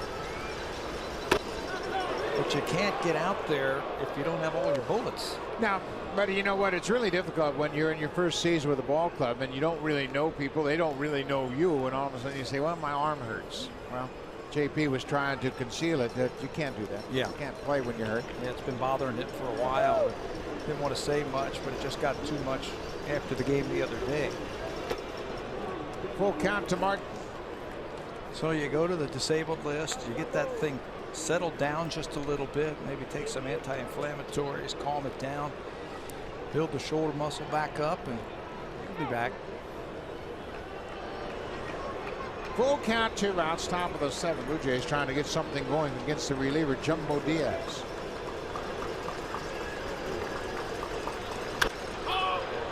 Popped in the air.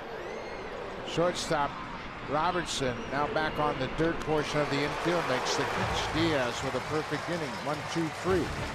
Retires the side in order.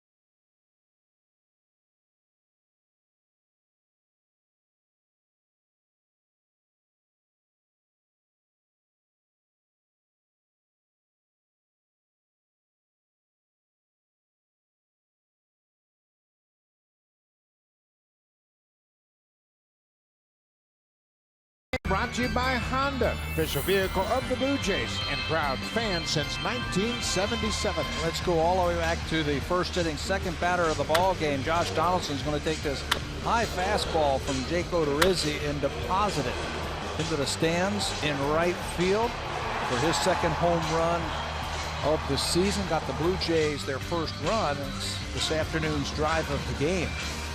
Unfortunately, after his at bat in the 6th inning, he left with a leg injury.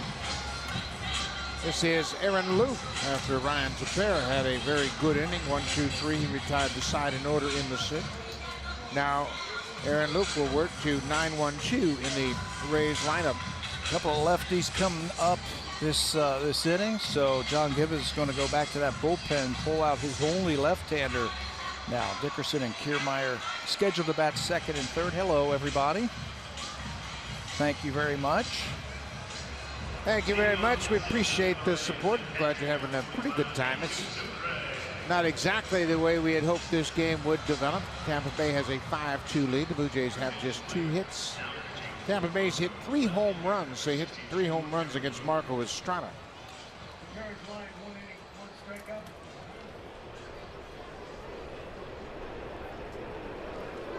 Sucre hit one of those 3 home runs back in the 4th, his 3rd big league home runs, first home run with the Rays. 2-strike changeup that he got out in front. That was his first hit of the season.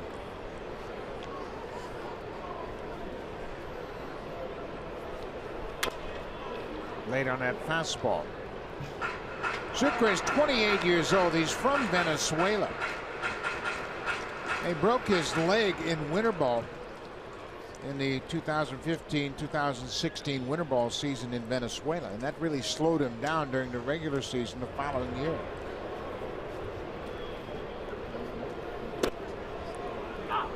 He got most of his at-bats after the 16 season again in winter ball. Played 40 games in Venezuela. Had to make up for the lost time. They made some changes. That's a good pitch right there. They made some changes with their catchers. They went to spring training. As you see, Casey Lawrence up once again in throwing to start the 7th inning. But Kurt Casale, Luke Maile were supposed to be their catchers. They're not even on the roster now as the season starts. That's who they went to spring training with. Yeah. And they picked up Derek Norris from Washington after the Nationals signed Matt Wieters to a free agent contract, and they had a surplus of catching.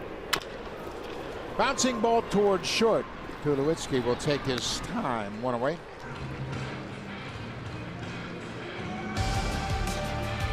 This copyrighted telecast is presented by authority of Rogers Blue Jays Baseball Partnership. It may not be reproduced or retransmitted in any form, and the accounts and descriptions of this game may not be disseminated without the express written consent of Rogers Blue Jays Baseball Partnership. 5-2 ball game, Tampa Bay with the lead. Top of the order, Corey Dickerson hit a 1-2 changeup from Marco Estrada in the 3rd inning, just inside the left field foul pole. Opposite field home run. He has struck out in his other 2 plate appearances.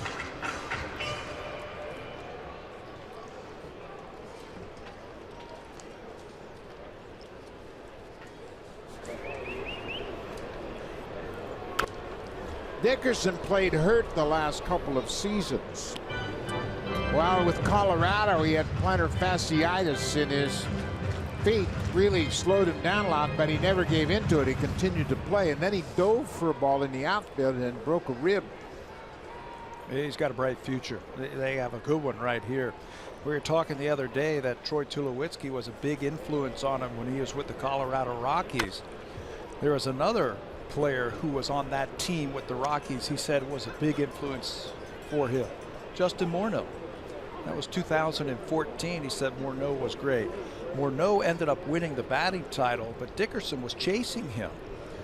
He ended up not having enough plate appearances to qualify for the batting title, but he said every day Morneau was pushing me in the batting cage, working with me. He says, I want you to win the batting title. I want you to go out there. He said he was a great teammate.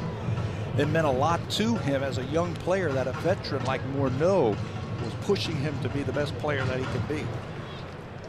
That's great when you have veterans like Tulowitzki and Morneau around young players when they first get exposed to the major leagues. Get a chance to really see how the pros do it. Yeah, and he's going to use that. He's going to have a big year. He hit 245 last year, and he said, you know, I also hit 24 home runs and drove in 70, and I could have just laid back on my laurels and said, I'm happy with 24 home runs. He said, no, that's not the player I want to be. I want to be a better player. And worked really hard in the off season, especially with his core, to keep that core strong.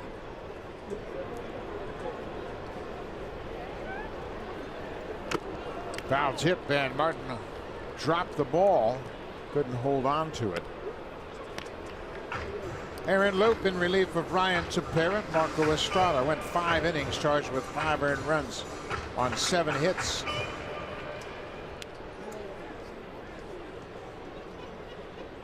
Kevin Kiermaier's 3 for 3 this afternoon.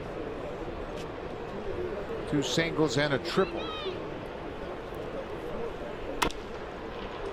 That's going to drop in foul territory.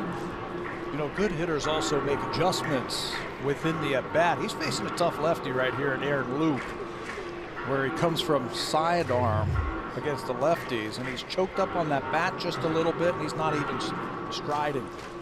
Just trying to use his hands to battle against Loop.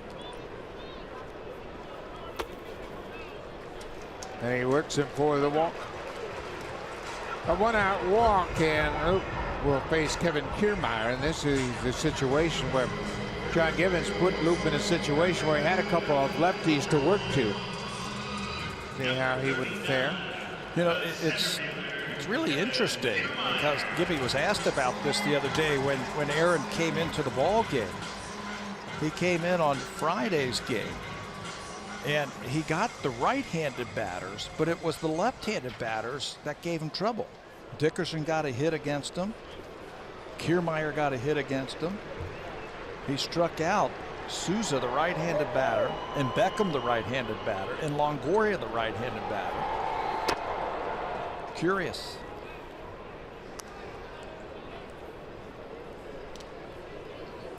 Aaron had 5 strikeouts in the 2 innings that he worked the other night.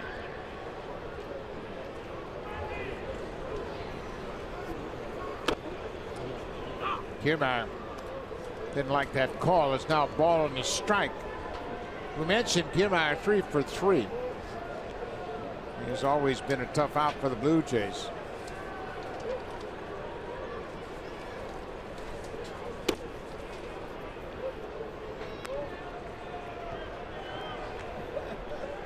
Kiermaier last year had 25 hits against the Blue Jays. Only Logan Forsythe, his former teammate, had more against Toronto. Forsythe had 26 hits against the Jays. They were happy when they traded him to the Dodgers because they couldn't get Forsythe out. 26 hits in a couple of years or 1 year? Wow. A couple of years? 1 year. 1 year. Last year. 26 hits in 1 year against one team? Yikes. Check that. 26 hits since the start of last season for Kiermaier. So now he's got 28. 28. Forsythe had 26 hits against the Jays last year. 3-2. On the ground, foul. Smoke caught the ball with his foot on the base just in case.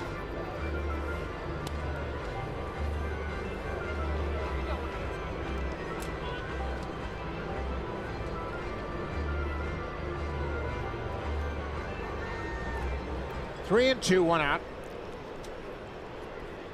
Final game of this 4-game series. Tampa Bay has taken 2 of the first 3 games. Kiermaier didn't like that. Here comes the third base coach, Charlie Montoya, to make sure he stays in the game. A couple of low strikes was called during that at bat that Kiermaier didn't like, but he's called out on strikes. 2 away now. And John Gibbons has made his way out of the Blue Jays dugout. He'll make a pitching change here as Luke gets one of the 2 left-handers he faced this inning. He walked. Dickerson strikes out Kiermaier. Casey Lawrence will make his second big league appearance to face Evan Longoria. He struck him out last night.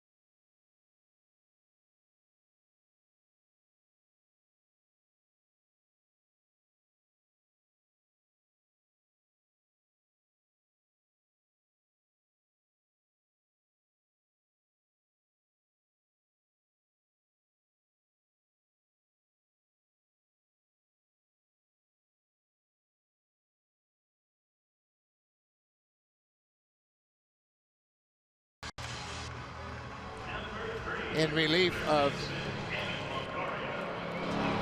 Casey Lawrence got his first big league pitching appearance in last night's game. Here are his numbers in AA and AAA last year in 28 starts. Casey last season had 162 innings, 108 strikeouts, 5th best among minor leaguers for the Toronto Blue Jays. His first strikeout in the big leagues is the guy standing at the plate, Evan Longoria. They'll never take that away from him. Gets ahead of Longoria. Lawrence came into the game in the 11th inning. Gave up a leadoff double to Malix Smith, sacrifice bunt to Beckham, and then back-to-back intentional walks loaded the bases. And he struck out Longoria. But then he walked Brad Miller to end the ball game. He'll be able to say that his first victim in the big leagues, a strikeout victim, is Evan Longoria. How about that? Casey Lawrence, 8 seasons in the minors before he got the call to the big leagues.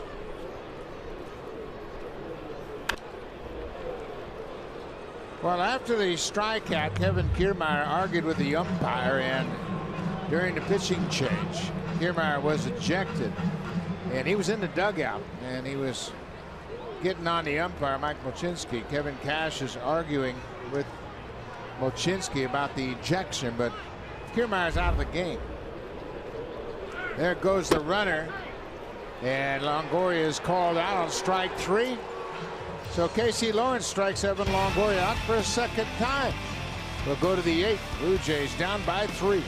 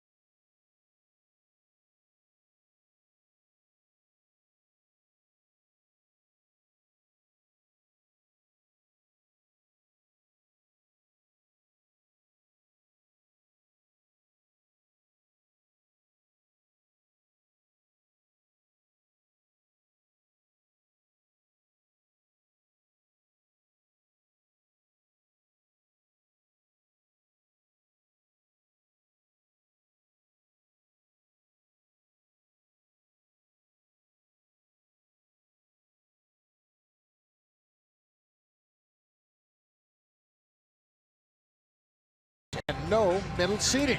Sometimes you need to treat yourself. Book a plus fare now at westjet.com. Blue Jay fans have turned out here in St. Petersburg to support the Jays.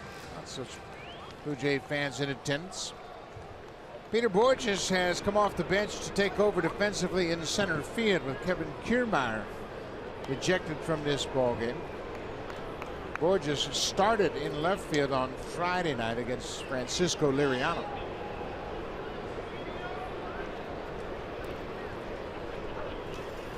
Jumbo Diaz retired to side in order in the 7th, his first inning of relief. Russell Martin has ended each of the innings he's come to the plate, the 1st, the 4th, and the 7th, so Smoke leading off an inning for the 3rd time. I don't know if he's too used to that. Leading off the inning, get on base, start something. Jumbo Diaz is dropping that slider into those lefties.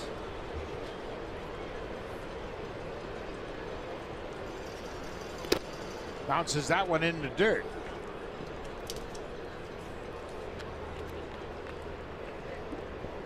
The Reds released him. Hard to believe. Cincinnati struggling with some of their bullpen arms. Just went out and released them, and Tampa Bay picked them up on waivers.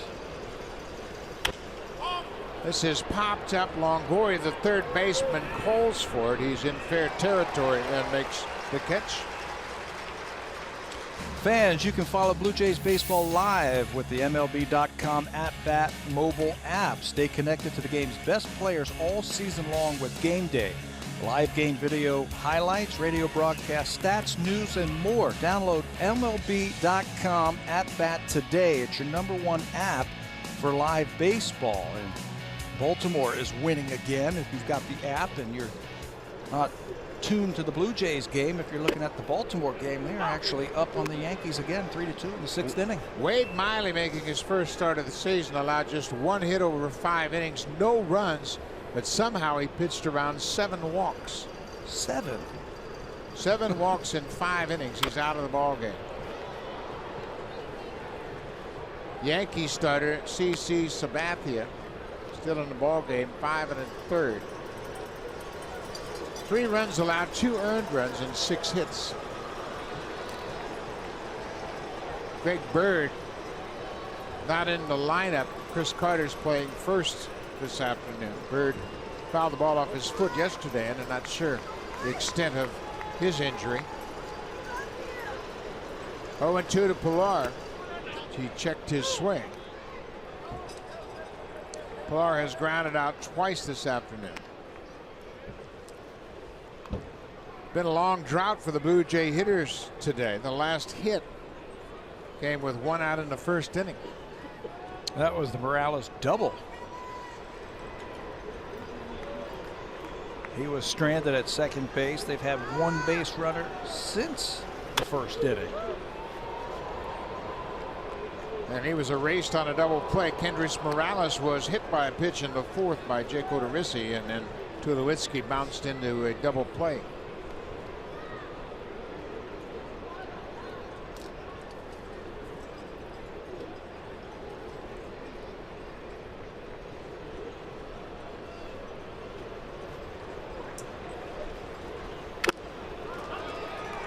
That's fouled off the catcher Sucre.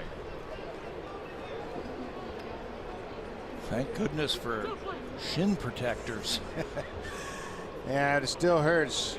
There are a lot of weak spots in those shin guards where that shin guard flexes. And take a look at this foul. Hit him right on the top of the toe. He's got that flap to protect the instep. You can see the flap extends all the way over the end of the shoe.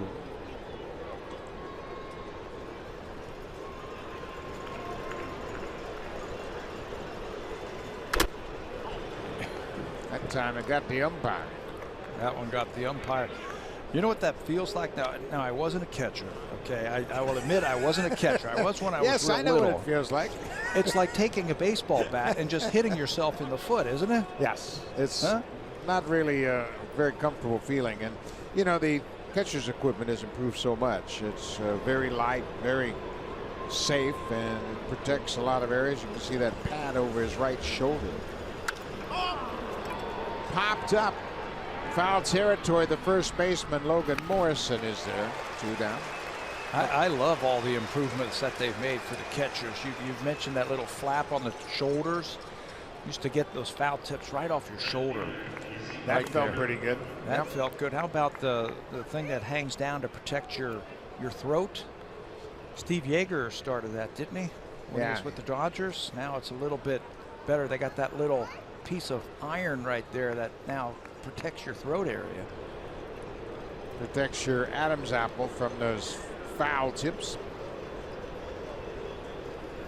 Ezequiel Carrera has struck out both times he's come to the plate. The Rays have retired the Blue Jays 13 straight batters.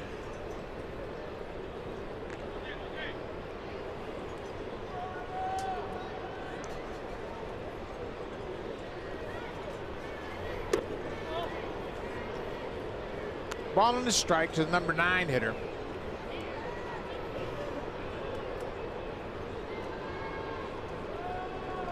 Josh Donaldson is out of the lineup. Ryan Goins is batting in the 2nd spot in the order. Owens took over defensively in the 6th inning. We have not been given an update on the status of Donaldson. Probably won't know much about him until Tuesday. Off day tomorrow. That's the good news.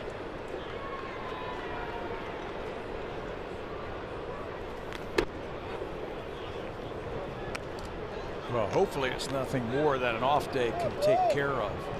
Rest of today, let it simmer down tomorrow. Hopefully he's back in that lineup for the home opener.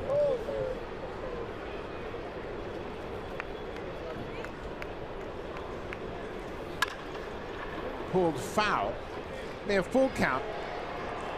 The home opener is Tuesday, a quick 2-game series, and then right back into the AL East. The Orioles will be in town for a 4-game series. And then, following an off day, the Red Sox come into town for the first time. They'll play 3 against the Jays.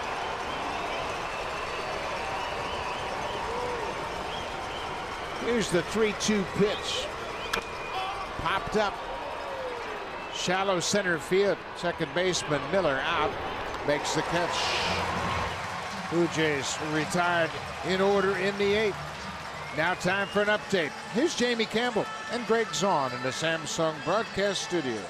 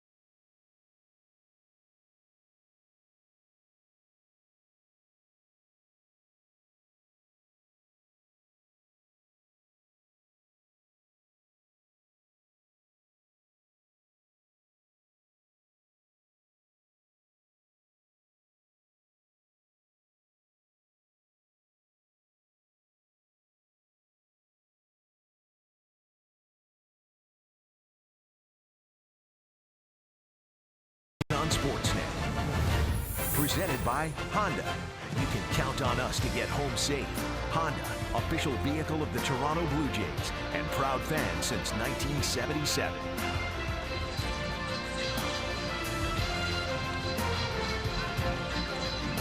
That is the Sunshine Skyway connecting St. Petersburg to the Bradenton area. Go over the Tampa Bay there as it goes out into the Gulf of Mexico. Beautiful bridge. Casey Lawrence struck out Evan Longoria to end the 7th. He stays in the ball game and throws a first pitch strike to Brad Miller. Casey's been a starter for the most part throughout his minor league career. He's appeared as a reliever just 9 times in the minor leagues. We were telling the story about him yesterday about Vince Horstman and Rick Langford, the pitching coaches. Vince with him in AA and Rick, the overall pitching coordinator in the minor leagues, about speeding up his delivery and speeding up his arm, trying to get him to throw just a little bit harder. He's got a great changeup and a decent breaking ball, but he was topping out at 88, 89 miles an hour. He said he was, when he first started doing it, the ball was going all over the place. Now, he's a command and control type of pitcher. When they asked him to speed things up and try and throw a little bit harder, he couldn't do it at the beginning. But he has found it, and here he is in the big leagues. This is going to be out of play down the left side off the bat of Brad Miller. Casey Lawrence was awarded the best control in the Eastern League by Baseball America in 2014. He's been a strike thrower, and he always racks up the innings, always near the leader for his respective teams throughout his career. That's the first thing he said to me yesterday when I was talking to him. I said, describe the type of pitcher that you are, and he says, I'm a strike thrower. And you go back and you look at his numbers and they bear that out. He walked Miller last night with the bases loaded. That end of the game, he walks him here.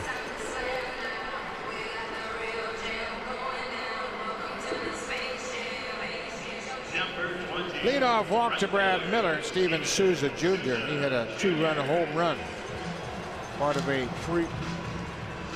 4-run inning in the third.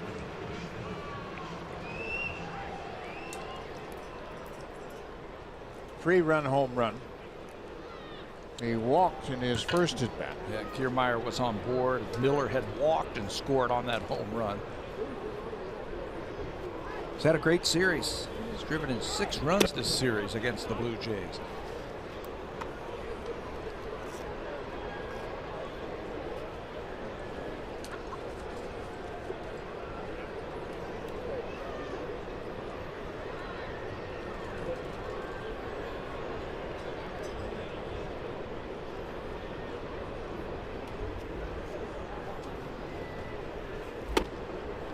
Went around.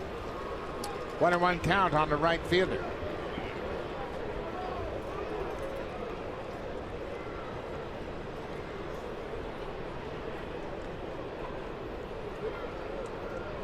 Souza, playing in his 7th game, has struck out just twice.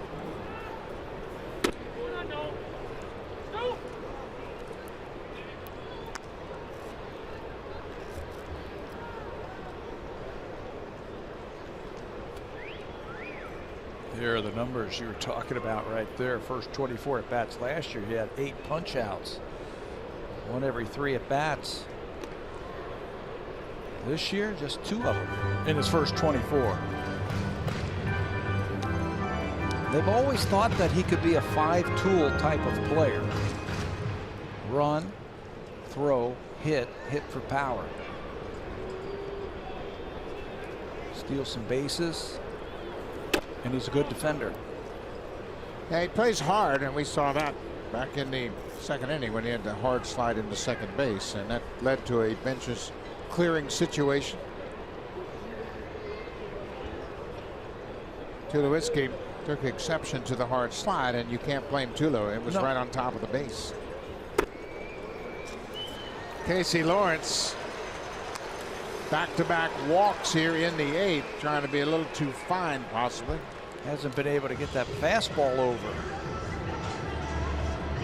He struck out Longoria with a slider to end the 7th inning, and now he's just been misfiring with his fastball.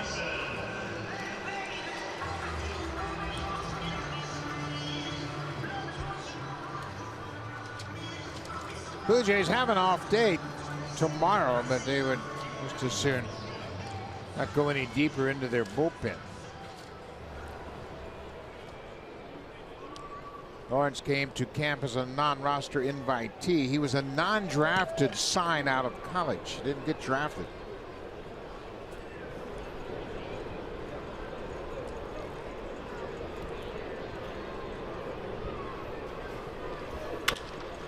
Fly ball to left, not that deep.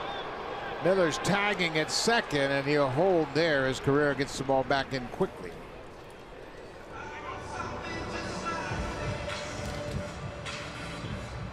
A 5-3 ball game. Alex Colomé, the closer, loosening up for Tampa Bay. Colomé. Yeah, he's just getting loose in case it stays 5-2. We might see him. You see Tommy Hunter. He's been joined by Hunter down there in case they take the lead. It's a save situation, obviously, but he's just been light tossing down there as this inning has unfolded.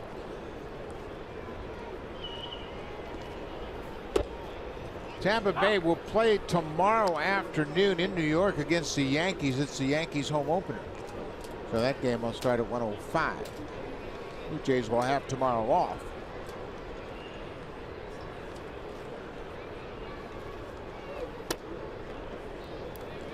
Lawrence just can't get that fastball over. Yeah, he's opening up just a little bit too quickly with that front side, and that arm is dragging just a little bit. You know, one way you can fix that, throw a slider. That'll help you stay closed, get your hand on top of the baseball.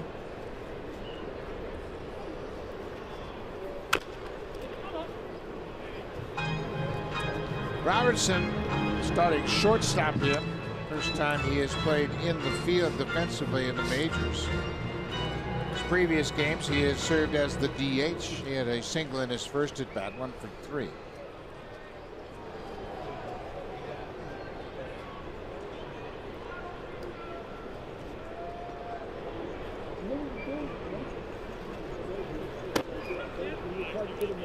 Is missing with that arm side fastball. Can't get her away.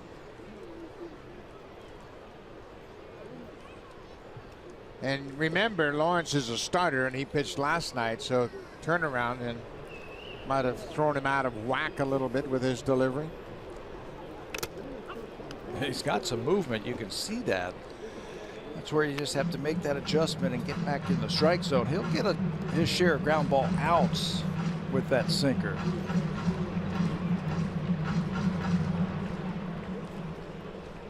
Bob Stanley, the pitching coach at AAA, a big fan of Casey Lawrence, and he has worked with him on that two-seam fastball. Little slider tapped up the third baseline. That's going to be a base hit. Boy, you talk about hitting it in the right spot. He hit that slider almost with one hand and in between Goins and Lawrence, and it's a base hit. Just tops that 3-2 slider, and Ryan came in and then thought that the pitcher was going to make that play, and then actually took a step or two back towards third base. That's all they needed to beat it out. Bases loaded, 1 out. Tampa Bay threatening to add to their lead here in the 8th. Alex Smith 0 for 3 so far. Infield is in. Smith reached base 5 times in the game last night. 2 hits and 3 walks. One of those times reaching base was his first extra base hit, and it was off of Casey Lawrence. A leadoff double in the 11th.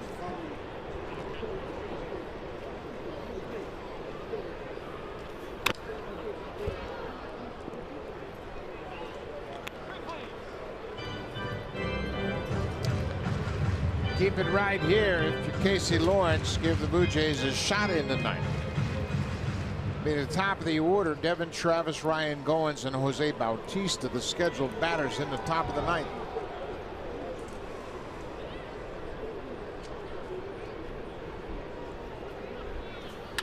Ground ball.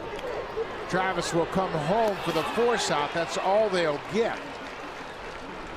No chance to double up Smith, who just runs so well, and they took the out at home. Yeah, you don't even try in turn 2 the way that guy can run.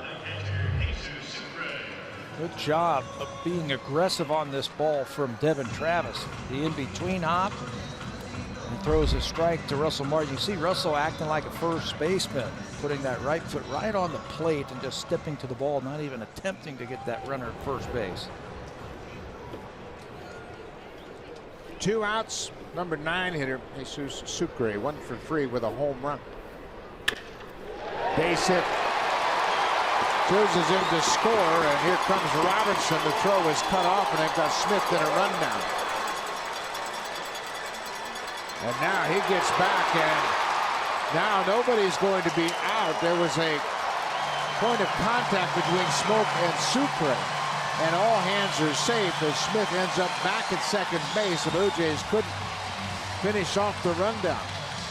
A lot of confusion there. Yeah, Devin was waiting for the ball to come back from Troy Tulowitzki, but he just didn't throw it to him. They had him trapped. I don't know if he thought that there was 2 runners on second base or what. First of all, the base hit's going to score 2 runs. Goins, the third baseman, cuts the ball off, and they got him in a rundown. And for some reason, as they started to pinch the runner back to second base, he just wouldn't throw the ball to Devin Travis, and now everybody's safe. Now Travis got awfully close to the base runner Smith, and then he got past him. So Sucre, his second and third RBI of the afternoon. He went after that first pitch from Casey Lawrence and singled to left.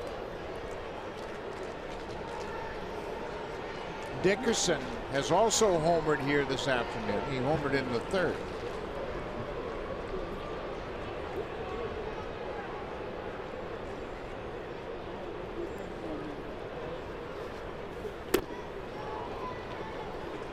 Blue Jays executing a rundown. The ball's cut off. Now it plays right in front of you. Goins does the right thing. Here's the only thing I can think of, and it's crazy. Did you think that there were two runners on the base? He might have thought that the guy was on the base, because the batter runner Sucre was all the way to second, but then he headed back to first base. Tulowitzki at short in time to throw out Dickerson, but the Rays add 2 more runs in their half of the 8th. They'll go to the 9th. 7-2 Tampa Bay.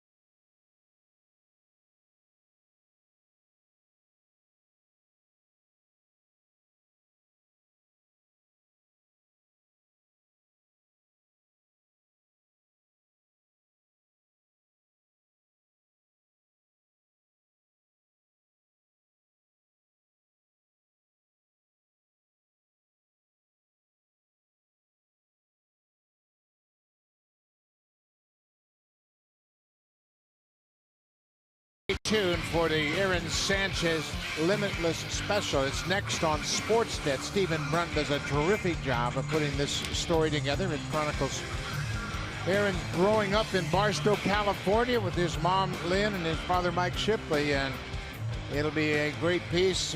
Stephen Brunt does terrific work, and it's a great opportunity to learn a little bit more about Aaron Sanchez and his family and his childhood in Barstow, California. Coming right up after this game.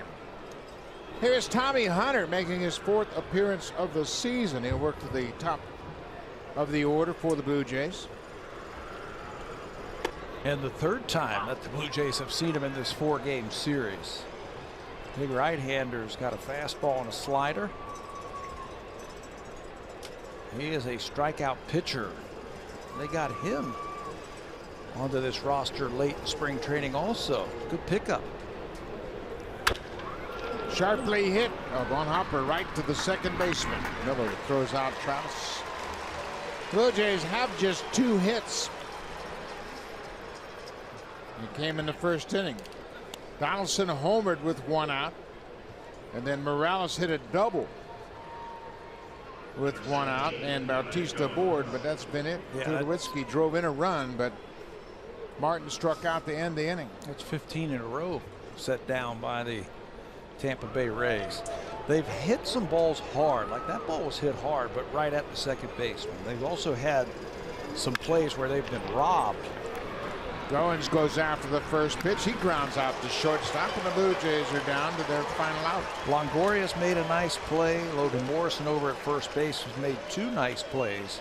Daniel Robertson made a nice play against Justin Smoke, if you remember that bang play at first base. Well, the Jays just haven't been able to find a hole this afternoon against this Tampa Bay Rays inner defense.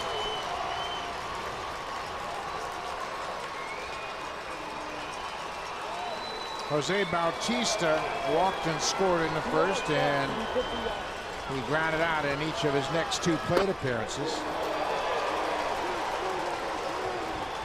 Good fastball.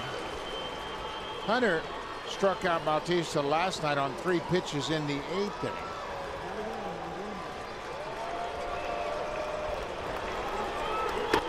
That was the only batter he faced, was Jose. He hasn't given up a hit yet in 3 appearances.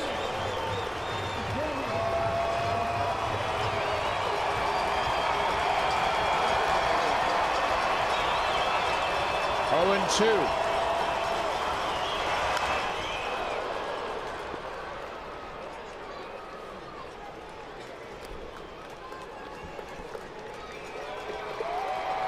Rays have retired 16 straight Blue Jays.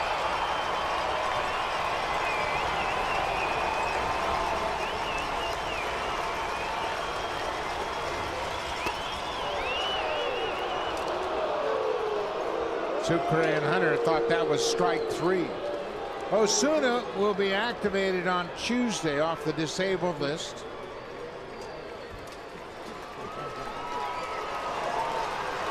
Liriana will start the first game of the Baltimore series. Bautista flares it over the head of Morrison, and he's going to head to second. They were playing him way around the pull, and he hits that breaking ball into right field, down the right field line for a 2-out double. Second time that Jose's been on this afternoon, his first double of the season. Slider from Hunter. Inside out swing. Yeah, everybody was playing him to pull, and he just served it to right field. That's the first hit Tommy Hunter has surrendered this season. He's only worked in 3 1/3 innings so far. So Kendrys Morales, he's 1 for 2. Got hit by a pitch in the 4th.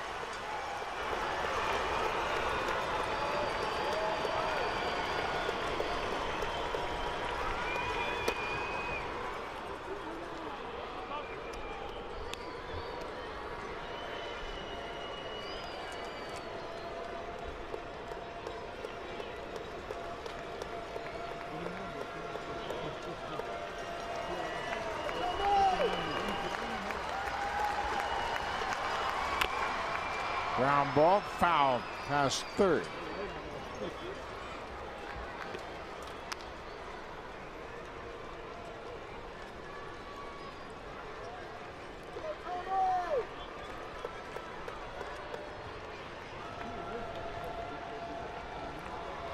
Blue Jays coming into this game batting just .217 as a team.